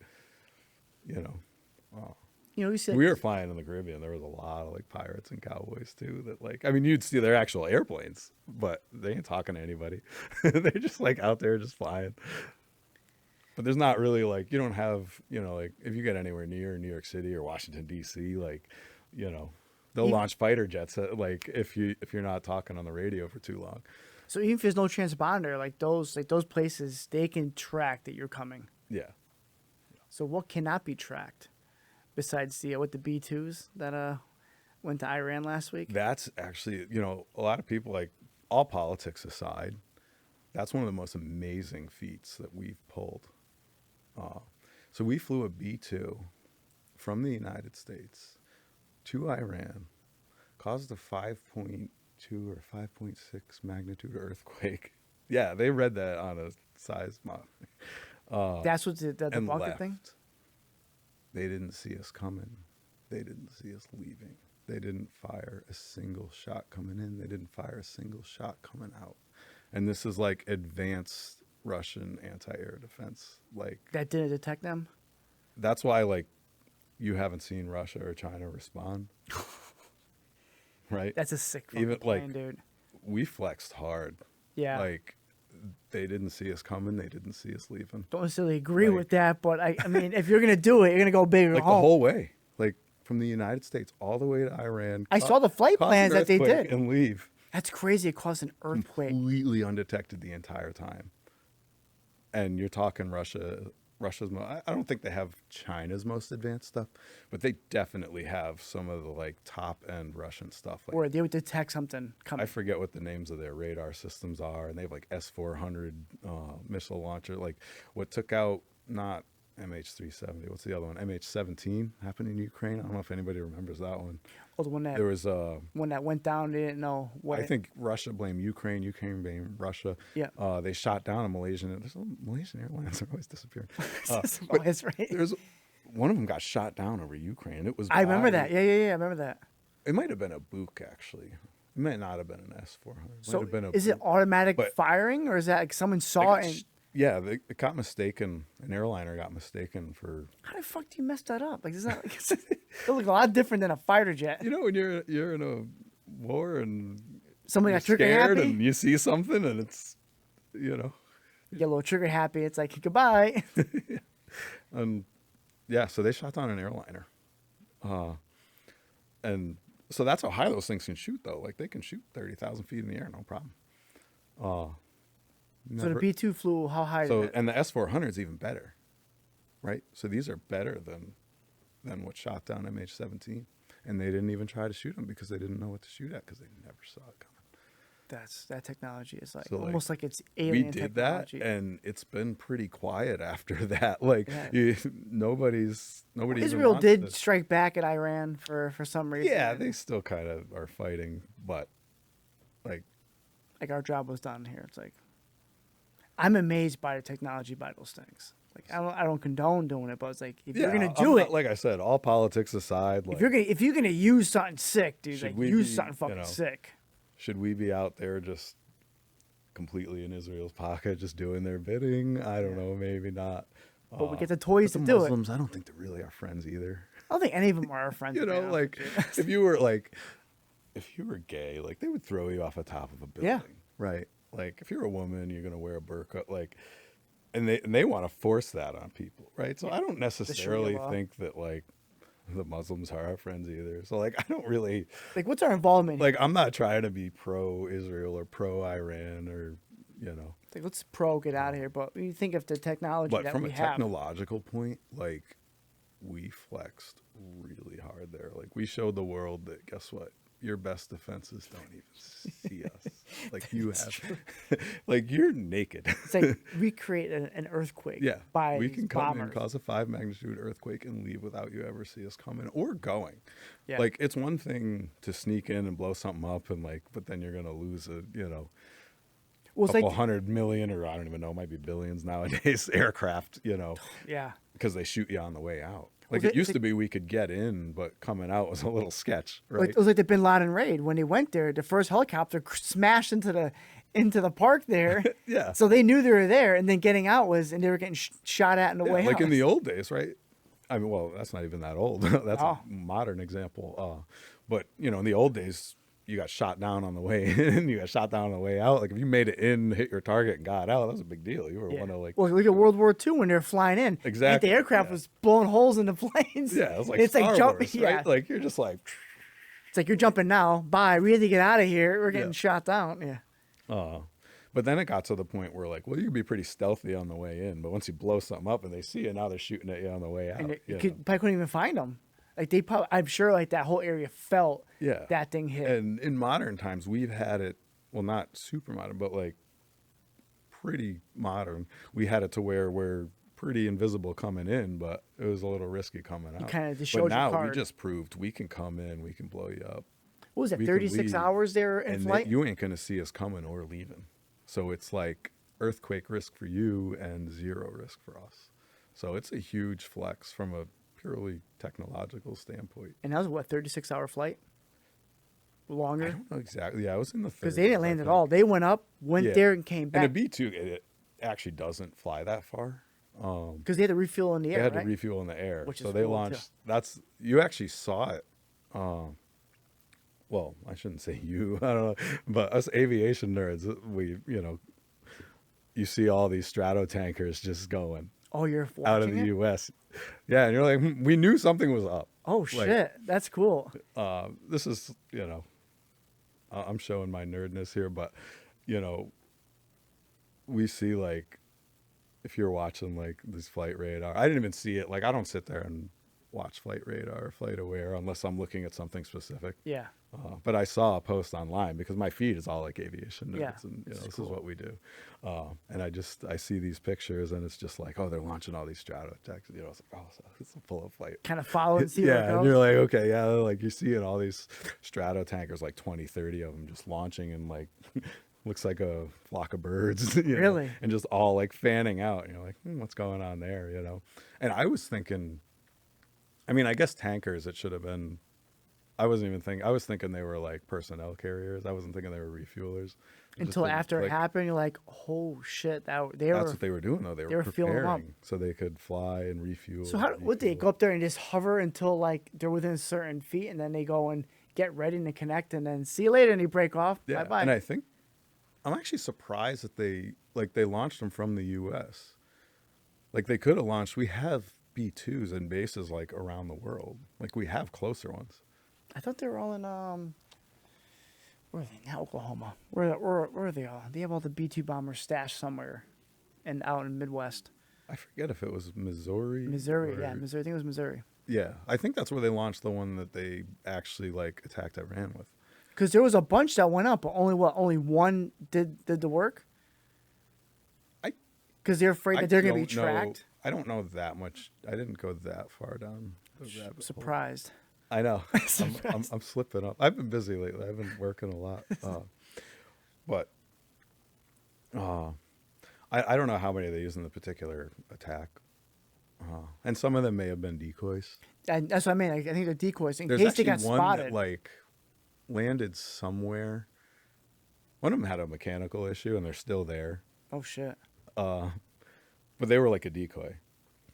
So they fly these things everywhere just in case, because like not all spying is done by radar, right? Like there are agents, whatever, Russian, Mossad, like KGB, Mossad, and yeah, our allies too. They spy on us too. Oh, yeah. Facebook. You know. You know, what's MI6? MI6, yeah, the Hey, British, our friends yeah. spy on us too. Yeah. But the Russians, the Chinese, they're spying. Like we all have agents, right? So, but they'll literally live near like a military base. And we're like, hey, guess what? There's a B2 leaving. Really? Yeah. I don't doubt that. I don't doubt that at all. They all live by the Yeah. airport, especially like. I mean, some of specific- those aviation nerds that I follow, they could be Yeah, just reflecting back. Russian agents. And you've seen these big tankers. That's the kind of spying I do. It's like open source intelligence, right? Like I'm not a spy being paid by anybody, right? Like You're spying because you. I do not work directly for the CIA. It's like you're spying just because it's interesting. Yeah. So, but like you can do open source intelligence, right? There's so much data online nowadays, That's fucking wild. right? And these things like, haven't been found. And these things haven't like- weren't seen. I guess aviation's nerds. That's an example of open source intelligence, right? Just watching Flight patterns leaving. just scenes watching leaving. flight patterns and like, you can kind of like figure out what's going on where, to a degree. I mean, you can't see B2s, but you can see the refuelers. That they're, Well, that's a big thing too. You see you see the refuelers going up. It's like, where are they going? And how much yeah, fuel do like they Russians hold? will literally have people like living near a military base, That's so crazy. and they'll just call and they'll be like, especially like nuclear sites, like anywhere there's a nuke base, Like the one, oh, okay. like anywhere they can launch nukes from, guaranteed there's agents, and not just Russia. Like I'm not trying to demonize Russia. but just agents overall. Yeah, like any like modern intelligence agency has literally people that just that's their job. Like they're getting subsidized. Actually, one of the things that sucks the most about being a spy is you still have to have a 9 to 5 because you got to blend in. So you still got to work. You're working I'm at not like saying Target. I'm not saying McDonald's is a bad job, but like you're like you got to have a regular like you work IT. you got to work at whatever. You got to work at Walmart. You got to work at Sam's Club. You got to work like a normal job, Get a like the rest of W-2. us, and because you got to blend in. But on the side, they're getting subsidized, to say, hey, guess what? I just seen a missile launch. Yeah. And maybe it's a test or whatever, but like guaranteed, like if you launch a missile here, like there's intelligence agencies Making phone back, calls. Like right shit away. just popped off right now. Guess what? Missouri just launched a missile. Could be a test. I mean, generally we say first, like this is a test. Like we're gonna fire it from here to here, because we don't want to start, thermonuclear war and destroy the whole planet, whatever. But You don't think that's where we're headed right now? it kind of seems like it sometimes. Did you see how many nukes that the U.S. actually has? Yeah, we have a lot. Yeah, like thousands. I think want it was to like say 13. It's like 5,000. Is it 5,000? I could be wrong. I saw something that was like I thought it was like 13 or 1,400 nukes at a push of a button, but then you don't want countries to have it. I'm like, well, why can't people We have have it? enough nukes to destroy the whole planet. Like, Yeah, that's why like we mutual assured destruction. Like Russia, the U.S., China. China has 500 nukes. You Yeah, don't we want to know, mess but with them, right? Keeps us honest. yeah. It's like, what happens if you lie to us, right? And push that little red button and Yeah, but that's another thing that makes it actually kind of makes it worse because like that B2, we could sneak in. We could first strike right now. yeah, B2 can hold a nuke, right? Yeah. So we could first strike. We still don't want to. Like, there's a lot of people, like, people get nervous, like, oh, you're ruining mutually assured destruction. But, like, Russia, China, like, they still got subs with nukes. Yeah. They still have other options. Like, they can shoot ICBMs, they could shoot out of a plane, you know, so it's not completely, like, it's still not a good idea. We're still not going to do it. We're not going to attack Russia. Like, Putin's always like, oh, you know, the West NATO, we're not attacking Russia. Because, you know, it's It's not going to happen. It's a domino effect. It's his excuse for going into Ukraine is like, oh, you know, whatever. But we're not going to attack Russia. Like, it ain't happening. So the B2s. But it still is like, we could first strike. We Like, could fuck some shit up real quick if we wanted to. yeah. So So what's we made, kinda are what's in the pushing towards B2 that makes it invisible? So like a normal plane is, you know, cylinder. Like what helps the B2 become that, like a stealth bomber become That's invisible? way above my pay. Yeah. I know, Is it I know material? a few things. It's the shape of the plane. Yep. That's why it's kind of like triangular. It was like a hawk. So radar, right, is a radio signal, and it goes out and it hits something or it bounces reflects back. back, right? And you get that reflection, right? But a car, like a UPS truck, right? If you shoot a radar gun at it, it's gonna get a big signal back, right? But if you're on a motorcycle, You get a little signal. you're not gonna get a lot, right? You're gonna have to be a lot closer before it picks up. So the size matters, the shape matters. If you have a lot of triangles, so the plane itself is like a triangle because, like, you see the stealth planes, right? They look like this, Yeah. like a 117 or a B2. They all kind of have a similar type of shape, and that's because when the radar hits, it reflects off still, but not directly. So it's not going back to that receiver. So now you need multiple receivers if you're going to even try to get a hint of where this thing is, right? And then even the paint itself has little pyramids. The paint itself. The paint itself, right? That's just wild. Like, and people then paint all their the cars black because they want to speed, not get a ticket. Well, Yeah. guess what? Use rhino liner first, and then paint it matte black. So it's like rough, Yeah. and that'll be a lot better because Brian, we're gonna do the caddy and rhino liner with then paint it matte black. So That'd be badass. yeah, dude, bounce the radar off, can't even detect it. like the paint that they use on these stealth planes is actually like made out of little pyramids and, like, you know, That's so so the, cool, dude. the I love just how they build shit, dude. In fact, it's Yeah. wild. And then the engines are built inside the plane, and there's no heat signatures on them. How do you accomplish that? I have no idea. Okay. That is beyond me. I see that, like, you notice that engines are kind of more on the top, and they're also like, it looks like where the exhaust is not like the edge of the plane, like it has like a cover. So I assume that's part of it. So like comes out of the top of the plane. So like a normal plane's behind, leaving a trail. Speaking of trails, I don't want to forget to talk about chemtrails too. Chemtrails, yeah. Yes. Um, Yes. I've actually, that's one that at first I was like, oh, you know, no, they're contrails. Like, I used to be like, I thought chemtrails was like the stupidest thing. Like, I was like, this is dumb. This is like, I was like, flat Earth. Like, yeah. But I've actually come around on that a little bit. Okay. So contrails are, and this is I still think that's mostly what you see. Like, if you see a streak in the sky, it's not necessarily a chemtrail. Yeah, I've heard of contrails. So the air on the side of the wing is like a higher pressure, actually. The top of the wing is a lower pressure.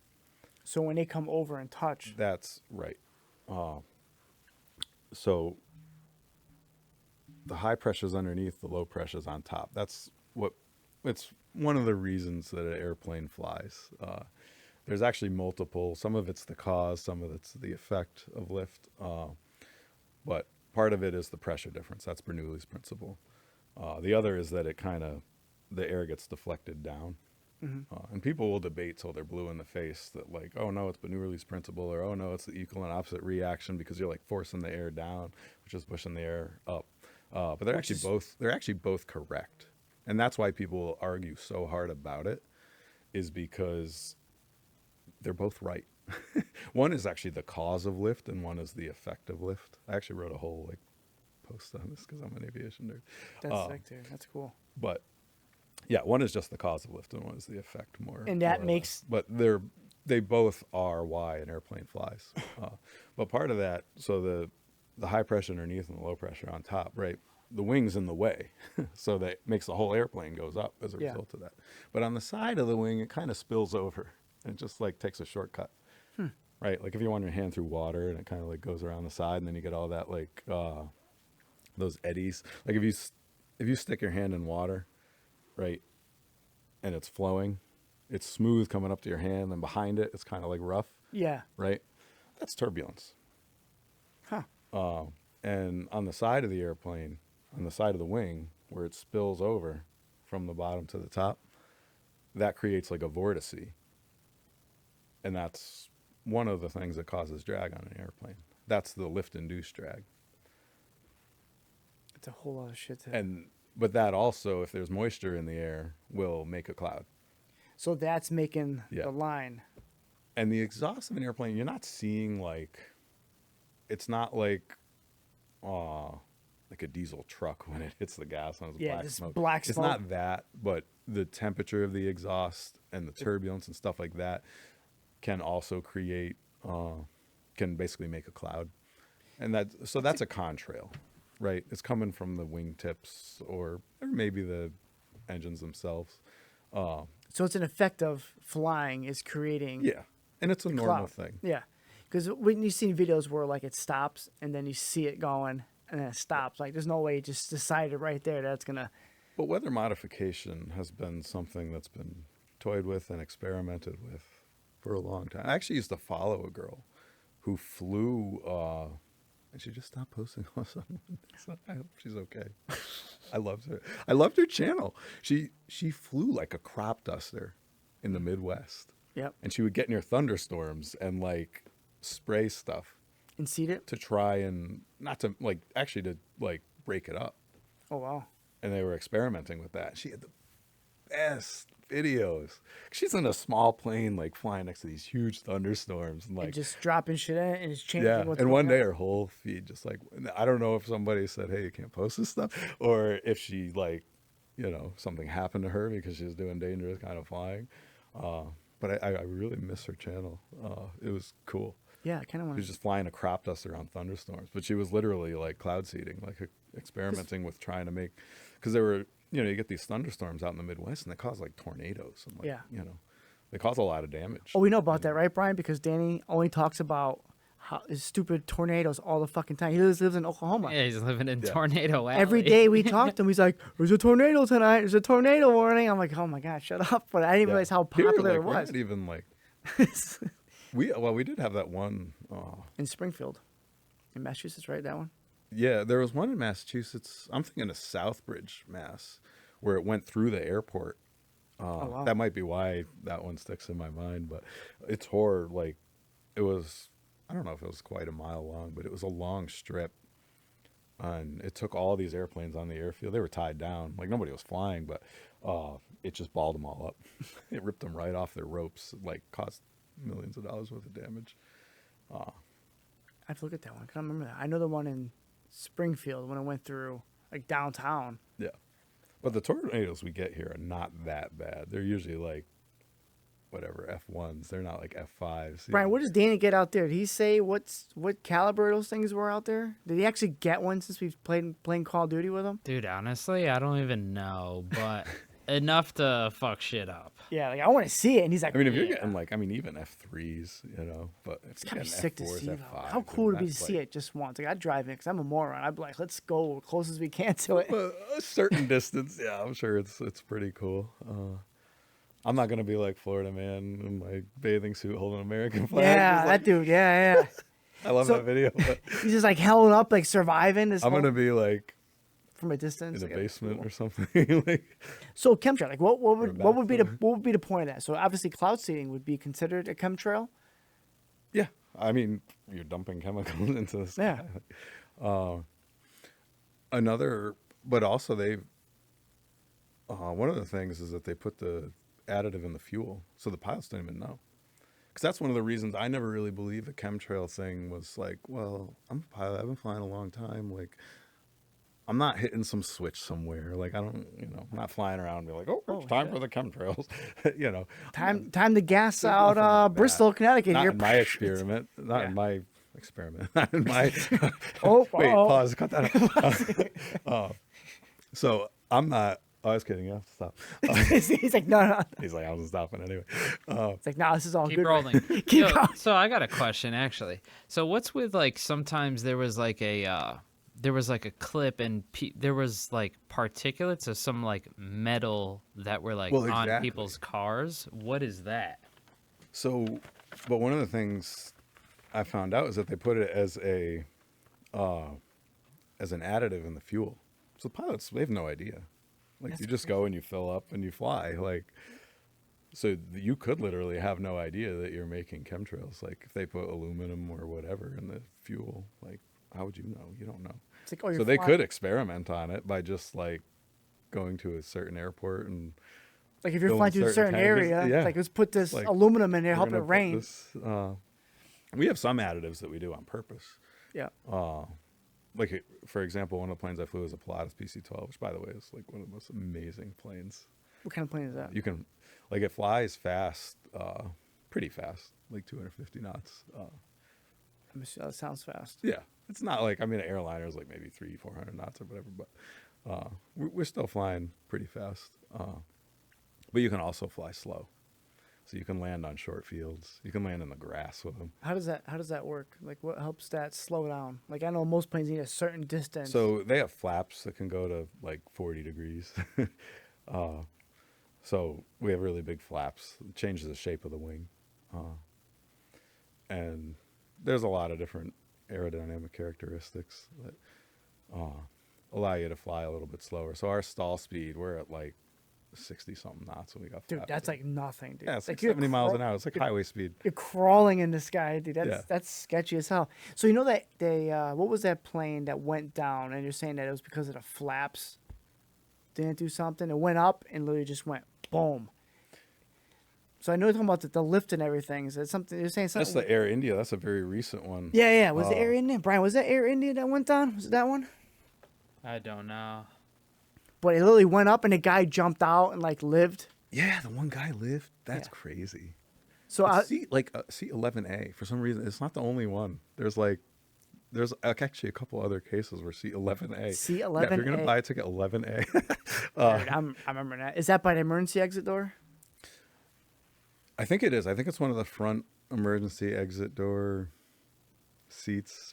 So if you- It has like a remarkable survival rate, where it's like the only person. Well, I shouldn't say that. Like statistically, it's not really significant, but there's like 2 or maybe 3 cases where like 11A was the only seat. That No lived. shit. That'd be This cool is looking. one of them, a recent one. I don't know a whole lot about and I don't know if the FAA. We actually help a lot of foreign countries investigate because we have a really good accident investigation. Oh, in the U.S. Yeah, the FAA is like really good at that. So what would The cause FAA a and plane? the NTSB. What would it cause a plane to not take off like that?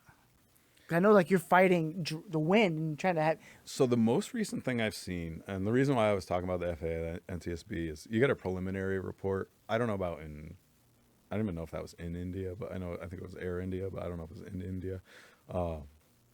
Maybe it was a Malaysian airline. No, we'll get to that later. But so it's a foreign country, so they might have their own investigation, and Yeah. we may help them with that or not. I don't know.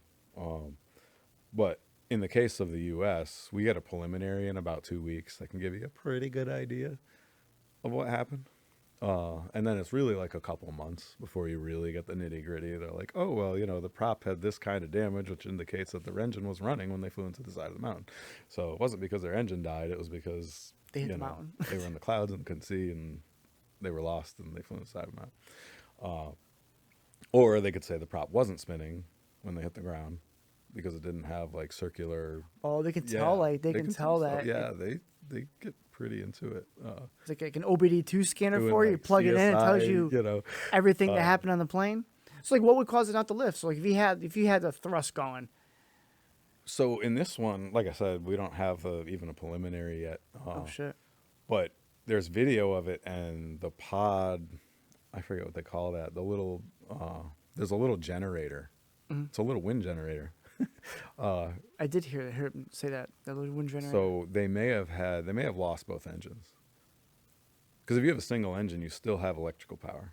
Yeah. If you lose both engines, now you're on batteries. But the batteries in the airplane don't last that long. There's You might get, like, batteries 20. that run the engines.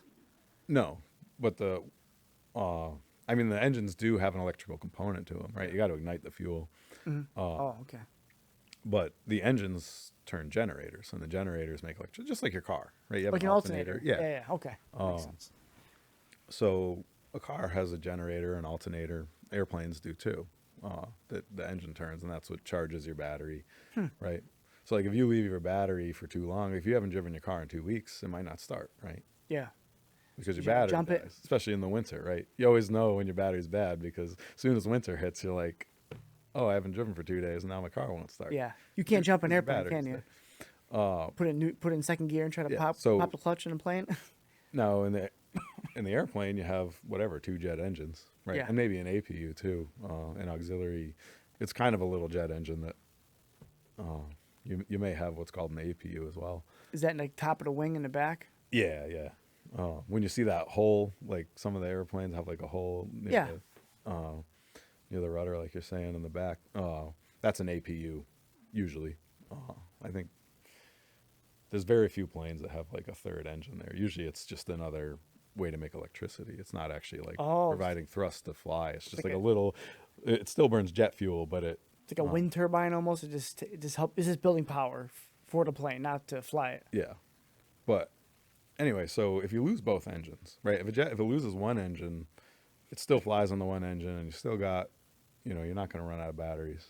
But if both engine dies, you're going to run out of batteries pretty quick. So a jet will have, because especially like, imagine you lose your both engines and you're at 40,000 feet. It's going to be a long time before you get to the ground. Like airliners are extremely efficient. Oh, so like that. So They have that's fine with those because those just coast and Yeah, they slowly. might have like a 30-to-1 glide ratio. And you probably won't even know. I don't know exactly. Don't quote me on that, but they have a really good glide ratio. So they're made in case they fail. So Yeah. you can still land So safely. they can go far. Like every mile up, they're going to go like 30 miles. Like a small plane, you're going to go like 10 miles, Okay. right? But you're also not going that fast. Like I can land on a little farmer's field in a small plane. It's like if I have like in a Cessna, you have like a 9-to-1 glide ratio. The Mooney's 13-to-1. It's a little bit better. But commercial liner is like 30-1 or even But yeah, an airliner has like 30-to-1. Now an airliner's going a lot faster though. So the airliner, like you need a runway. You ain't landing that at some farmer's field. Not you know, land on some like strip of highway. Denzel Washington. Like yeah, good luck. Yeah. But you're going to be up there for a long time, right? You're coming down from 40,000 feet. Like it's going to take a long time, especially if you're at glide and you're trying to make it. It could be like a good 20 minutes, maybe more before you does hit seem the like a long ground. You're time. going to be out of batteries, and you're not going to be able to talk on radio. So You're the not gonna batteries have control the. instrumentation. Yeah, Oh shit. you're going to lose a lot of stuff. There's no manual stuff on it. It's all electronic. So there is some manual. Like most airplanes have some kind of an analog backup, although it's going away more and more. Like it used to be have all this 6-pack and like one's electric, one's vacuum, and then you got the GPS is separate. But nowadays everything's kind of electronic. You just have like more electronics. Well, if the engines died, the whole fucking plane is dead. Yeah. So Oh shit. you might have like one little altimeter. There's like very few analog gauges in a modern jet. But they have this little, I forget what they call it. But it's this little generator that pops out and it's got a little fan on it. That's why if you listen to the video, it sounds like a propeller plane, but it's a jet that goes by. But you're hearing that little generator. But that generator usually only pops out in a dual engine failure. So you think that's what happened to that one? So, people had, everybody loves to jump in and like start to speculate on because aviation, like, it's not like a sadistic thing. It's like you can't live long enough to make all these mistakes yourself. Okay. Right. So like this is like something you crash that, in it, like you crash your car. I mean, you might die, but probably you're gonna walk away and be like, okay, well, I'm not gonna, I'm not gonna do donuts in a parking lot again because crash a I plane, learned my like, lesson. You're fucked. Right. Yeah. But in a plane, you crash, like you're probably gonna die, right? Like if it's a mechanical failure, the pilot just lands the plane. That's whatever. But if the pilot like screws up and flies to the side of the mountain, like you're gone. Yeah, there's Right. no coming back from Yeah. that. So we watch all these crashes, right? So we can learn from them, so we don't make those mistakes. So you anticipate that happening. Yeah. So we talk about crashes. That's a lot of the education when you're flying. It's like the JFK thing I was telling you is great. Well, that's a common story that instructors tell Well, their you students. figure how much you so can learn that they from that. understand why you shouldn't fly, in hazy conditions, Yeah. unless you're on an IFR. Like even if you're technically legal, like don't be flying out over the ocean in marginal VFR unless you're like instrument trained and Like on you a flight know plan. how to fly there blind. Yeah. Like you're putting a blindfold on and you're like, I'm going for a drive now. Like Yeah, exactly. going by your that's fucking crazy. Yeah. But yeah, so we start speculating, oh, it's Air India crash, what could it be? Wow. And the fact that generator had popped out, they probably had a dual engine failure. So I remember them saying that. So like I watched the video from one point of view as it goes up, and then it just like gracefully just goes right back down. Like it just ran out of steam. It was like, And who knows, after they do their preliminary or a few months when they finally finish the investigation, this might not age well. Maybe it was something totally different. But Yeah. the fact that little generator popped out seems like they had a dual engine failure. it's almost like because this happened, this will always happen. Yeah. That thing doesn't really pop out. Like even What's it if you supposed to lose do? one engine, that doesn't pop out. So What- the fact that popped out, I believe, means that they lost both engines. Like right away. Yeah, like both engines just quit for whatever reason. That could be like bad fuel. In the case of Sullenberg, they hit a bunch of seagulls and it happened to take out both engines. But that's like kind of a rare, bird strikes are common, but Yeah. the fact that it takes out your engine is pretty uncommon. So bird go in, get blown out the back, and A lot of times, like it might damage the engine, like to where they have to replace the whole thing or like remanufacture the whole thing. yeah. But the fact that it killed both engines, not just one engine, but both engines was Yeah. killed by birds, like that's actually pretty unlucky. Yeah.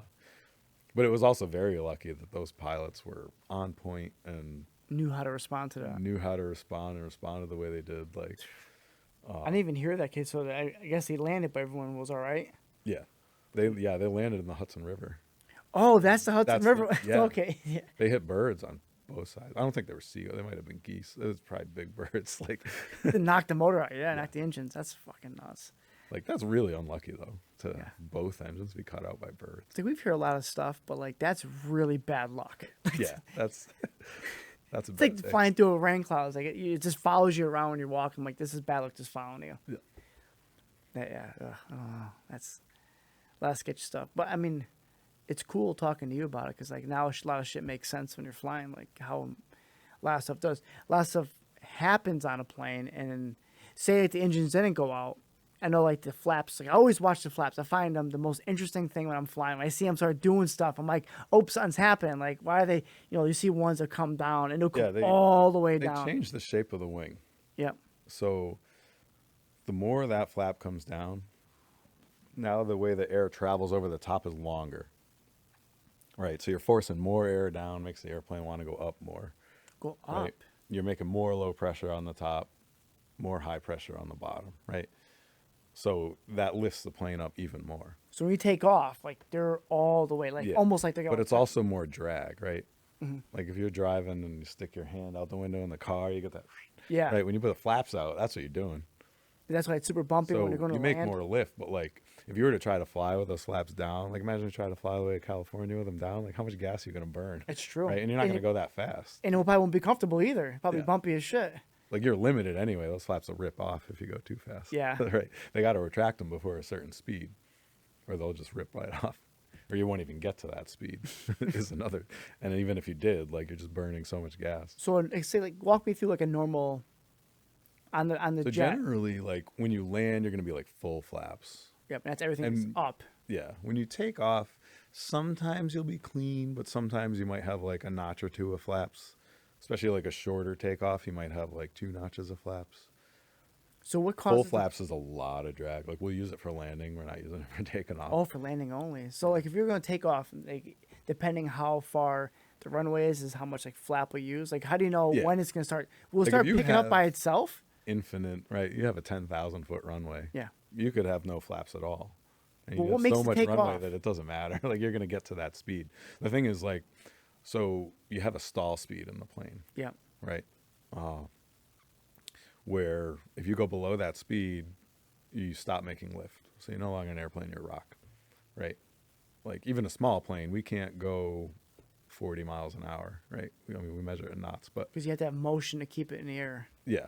So you get too slow, you're just going to fall out of the sky. Like, a helicopter can hover because its wings are always moving, right? Those blades, And it's blowing right, down. wings, those rotating wings are always moving, even if the helicopter's not. That allows it to hover. Whereas a fixed wing airplane, you always got to be moving through the air at least some kind of a speed. Huh. Now, with the flaps down, that's a slow speed. Yeah. It's like a car on the highway speed. With the flaps up, it might be like 100 knots. Like in a jet with the flaps up, like your stall speed could be like 120.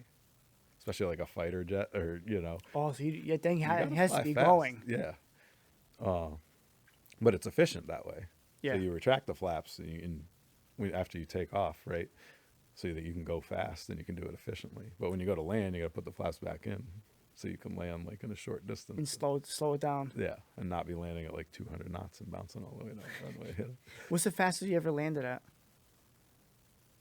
Oh, not too fast. No. Like, usually like 60, 80 knots, something in that range, depending on the flaps. What was the? I had a flap failure once. It's a pretty common thing. Those flaps, they don't come down. You just got to land at a longer runway. But even then, like, you might touch down at like 90 knots or something. Like, you're a little bit faster, but So when you land in, say, a commercial plane, and like, what's the whole like sequence when you go to land? Because obviously it's descending for a while. Is that for more comfort? Like it slowly starts creeping down, the flaps are going up, it gets a little bumpy. yeah. So it's efficiency, it's comfort. It's also there's traffic patterns. So like if you're coming into New York City or Boston, there's arrival routes. So Oh, you okay. fly like kind of these highways in the sky. They're so cool. charted out. Used to be on paper. You used to have to like figure out where you are, like radios, like VORs, and like. Now it's just follow like paper. a Now it's just GPS, GPS. like Waze Yeah, is the guy in pink line. there. Yeah, we got a little pink line we follow on the GPS. Huh. But it's a specific route, and so it's specific routes and altitudes. And you can look this stuff up online too. You can find like arrival routes for, Boston or New York, and you could see, the kind of like highways in the skies and Yeah. the altitudes that they step them down. But that's how they separate the traffic coming in and coming out, depending on which direction you're going. Like if you're going towards Florida, you're taking this way. If you're coming into New York City, you're taking this way. So you take different routes and they're different altitudes. So it separates people by both laterally and altitude-wise. That's how Someone you could be have- above you and beneath you at the same time. Yeah, like if you're in New York City and you look up and it's like, oh, there's airplanes in the night sky, like shooting stars everywhere. Yeah. But it's pretty controlled. Like they're all on specific routes. Oh, okay, as long as And then we have approaches, Mm-hmm. which is like lines you up for the runway, which is generally straight into the runway. yeah. But it gives us like an altitude and a glide path. It gives us both lateral and So what initially like altitude. slows it down? Like obviously you're still going super fast when you land. I mean, you're going faster than you would normally fly, but you're still cruising in. So like you go from like 200 miles an hour or like 200 knots to 10, 20. yeah, like eventually. So to land, you have to stall the airplane.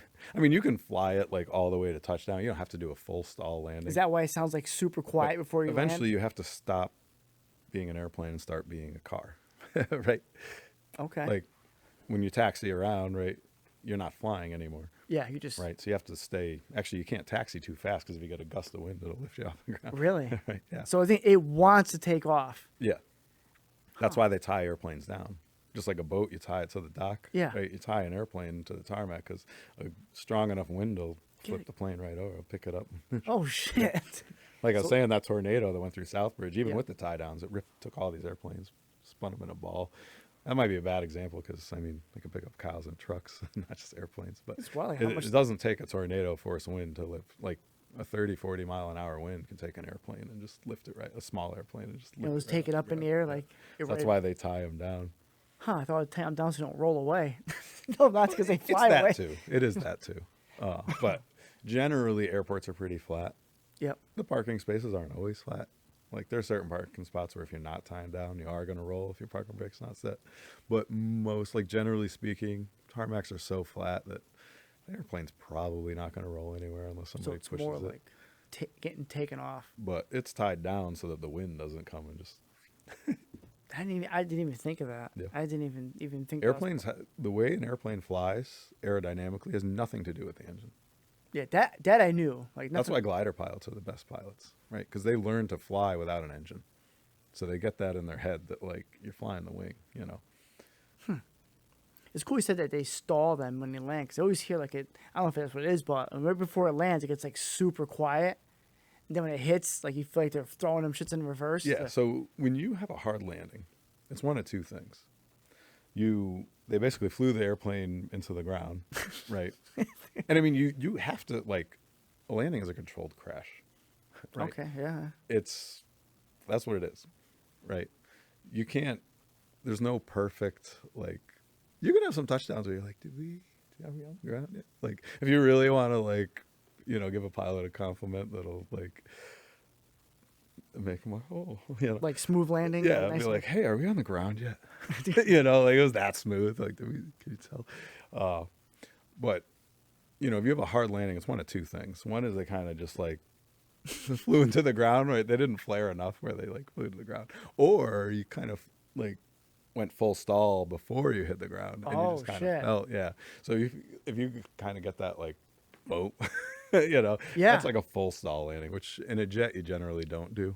In a small plane, we do it all the time. You can You just kind of start- stall the start airplane. raising up a little bit? You can inch off the ground, like not high. If you do it a couple feet up, you might break the plane, right? But if you can do a full stall landing, a couple inches, like 6 inches off the ground, you're just like, boop, like, oh, that's a full stall landing, and it's fun, you know. Next time I fly, I'm gonna listen to that landing and see if I can detect any of that stuff. But do they put the engines in reverse to help slow it down? Or Yeah, what? reverse thrust is a thing. Yeah, 'cause I saw how it gets super loud when they're. Some propeller planes too, like turboprops. Yep. Even some piston airplanes have the propeller can spin so that it actually goes backwards. Huh. Like it sucking air instead back. of making forward thrust, it makes reverse thrust. Jet engines actually have like these looks like kind of cones come out and I've seen like those where they clam crack back. Yeah, comes out and just takes the thrust and like points it the other direction. that's so wild, dude. Then you have brakes, obviously, right? Then you have your normal disc brakes. Yeah. So at high speeds, especially because like the tires on an airplane are little, Yeah, right? Like and they smoke every time they imagine touch. you're going, 100 miles an hour on shopping cart tires, right? Like hitting the brakes doesn't do anything. You're just gonna burn the rubber right off. Is that why they smoke when they And touch? the airplane's still making lift, so the Yeah. weight's not all the way on the ground either. Oh Right. shit. Like as a motorcycle rider, if you're going real fast, like you gotta be real gentle on the brakes. Yeah, right? because can't you're just, really like- not. You're just barely on there. Yeah. Same thing with an airplane. Huh. Right. But on top of that, you're making lift too. So like, It's like fighting you the whole time. yeah. So if you're still going 100, like you can't use normal brakes yet. But reverse thrust works great. Okay. And that really spoils and once you get down where you're not making lift anymore, right? Once you're down to like 50 miles an hour or so, Then you hit the brakes. now you can hit the brakes and it's like a normal car, like stopping from highway speeds. Like, so you use reverse thrust initially, and then you usually actually stop reverse thrust before you come To a certain complete speed, like stop. oh, Yeah. good. So we use that initially, and then we come out of the reverse thrust or the beta in the case of a prop, and then we get on the regular. So what footbrake. causes this, right? So we came back from Florida back in February, and when the plane hit, it went up, and it came down again. Yeah, so that usually is they basically just flew it into the ground. It's pretty common actually. Like I've done it plenty of times where you just you misjudge a little bit and you just kind of like boop, you hit the tarmac, and you come up. So you're still flying though. It's not like full stall. Like if you actually full stall landed and hit so hard that you bounce up, like it would probably break the plane. That's bad. Yeah, you could like send the landing gear through the wing. That's definitely not good. But most of the time when you bounce like that, it's because they were like too fast and they touched the ground a little earlier than they wanted to. Like, oh shit. That's not always the pilot's fault. Like if you're on a windy, turbulent day, you could be flying and you could be like a foot above the runway, and then all of a sudden your lift could be gone, and you just like touch a little too soon. You're gonna bounce because you're Yeah. still too fast. Like you're not really fully stalled yet. You're still flying. So if you touch with any kind of a descent rate, you're just gonna bounce right back up with almost as much force as you came down with. Right, equal and opposite reaction. So it's not uncommon for that to happen. Yeah, I mean bounce landings happen. Like your passengers might make fun of you, but it happens. Like, well, man, it is what it is. Fuck it. It's like, oh, we're here. Brian, what else you We got? mark 2 landings in our logbook if we Yeah. bounce it. Do you keep track of like any kind of fucked up landings? You keep track of like fucked up stuff? I mean, we debrief. Yeah. So like, if you're solo, I mean, you debrief with yourself. But usually you're with 2 pilots. Like even if it's not an instructor and a student, even if you're like, captain, first officer, or whatever. Like after the flight, you usually talk about it. Like as you're going in, like what did we fuck we up probably, on? and if it's a common thing, like it's like maybe a little fast there on your touchdown. Yeah. It's like you think they felt it back there? Oh, they definitely felt that shit back there. Oops.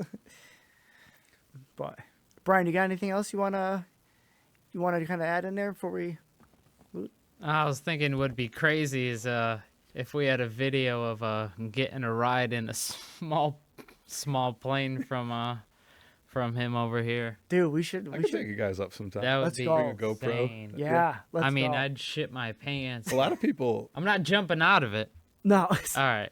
no, a lot of people record their entire flight every time. Just Yeah? For like, so when you do see that UFO, you'd be like, there's plenty of like videos of like planes and they're like something flies by. People say, oh, it's AI or what. No, a lot of the times it really is like It's that common. it's just there's a lot of stuff flying around. It doesn't have transponders. They're not talking to ATC. So what would it take to organize something like that? With a small plane, I mean, Yeah. not a whole lot. I mean, Brian, when are you trying to go? the weather I'm trying- has to be How pretty much? good. I in don't a small know. plane. I don't know. Like, I'm not Let's, trying to fly in a thunderstorm. No, me neither. Yeah, let's put something together after. I think that'd be a lot of fun. Sounds good. Brian, any last questions? No, I think was- this was it's been a good episode, dude. We got a lot of I'm brain overload, dude. There's so much shit. that I'm glad you guys kind of enjoyed the No, nerdy no, talk. some I of the- thought, like I was trying not to be too. No, nerdy, it was but re- you were like, it was really wanted good. to hear it, so that technical talk was really interesting. Yeah. So that I appreciate it. Thank you Yeah, for coming thanks, on, dude.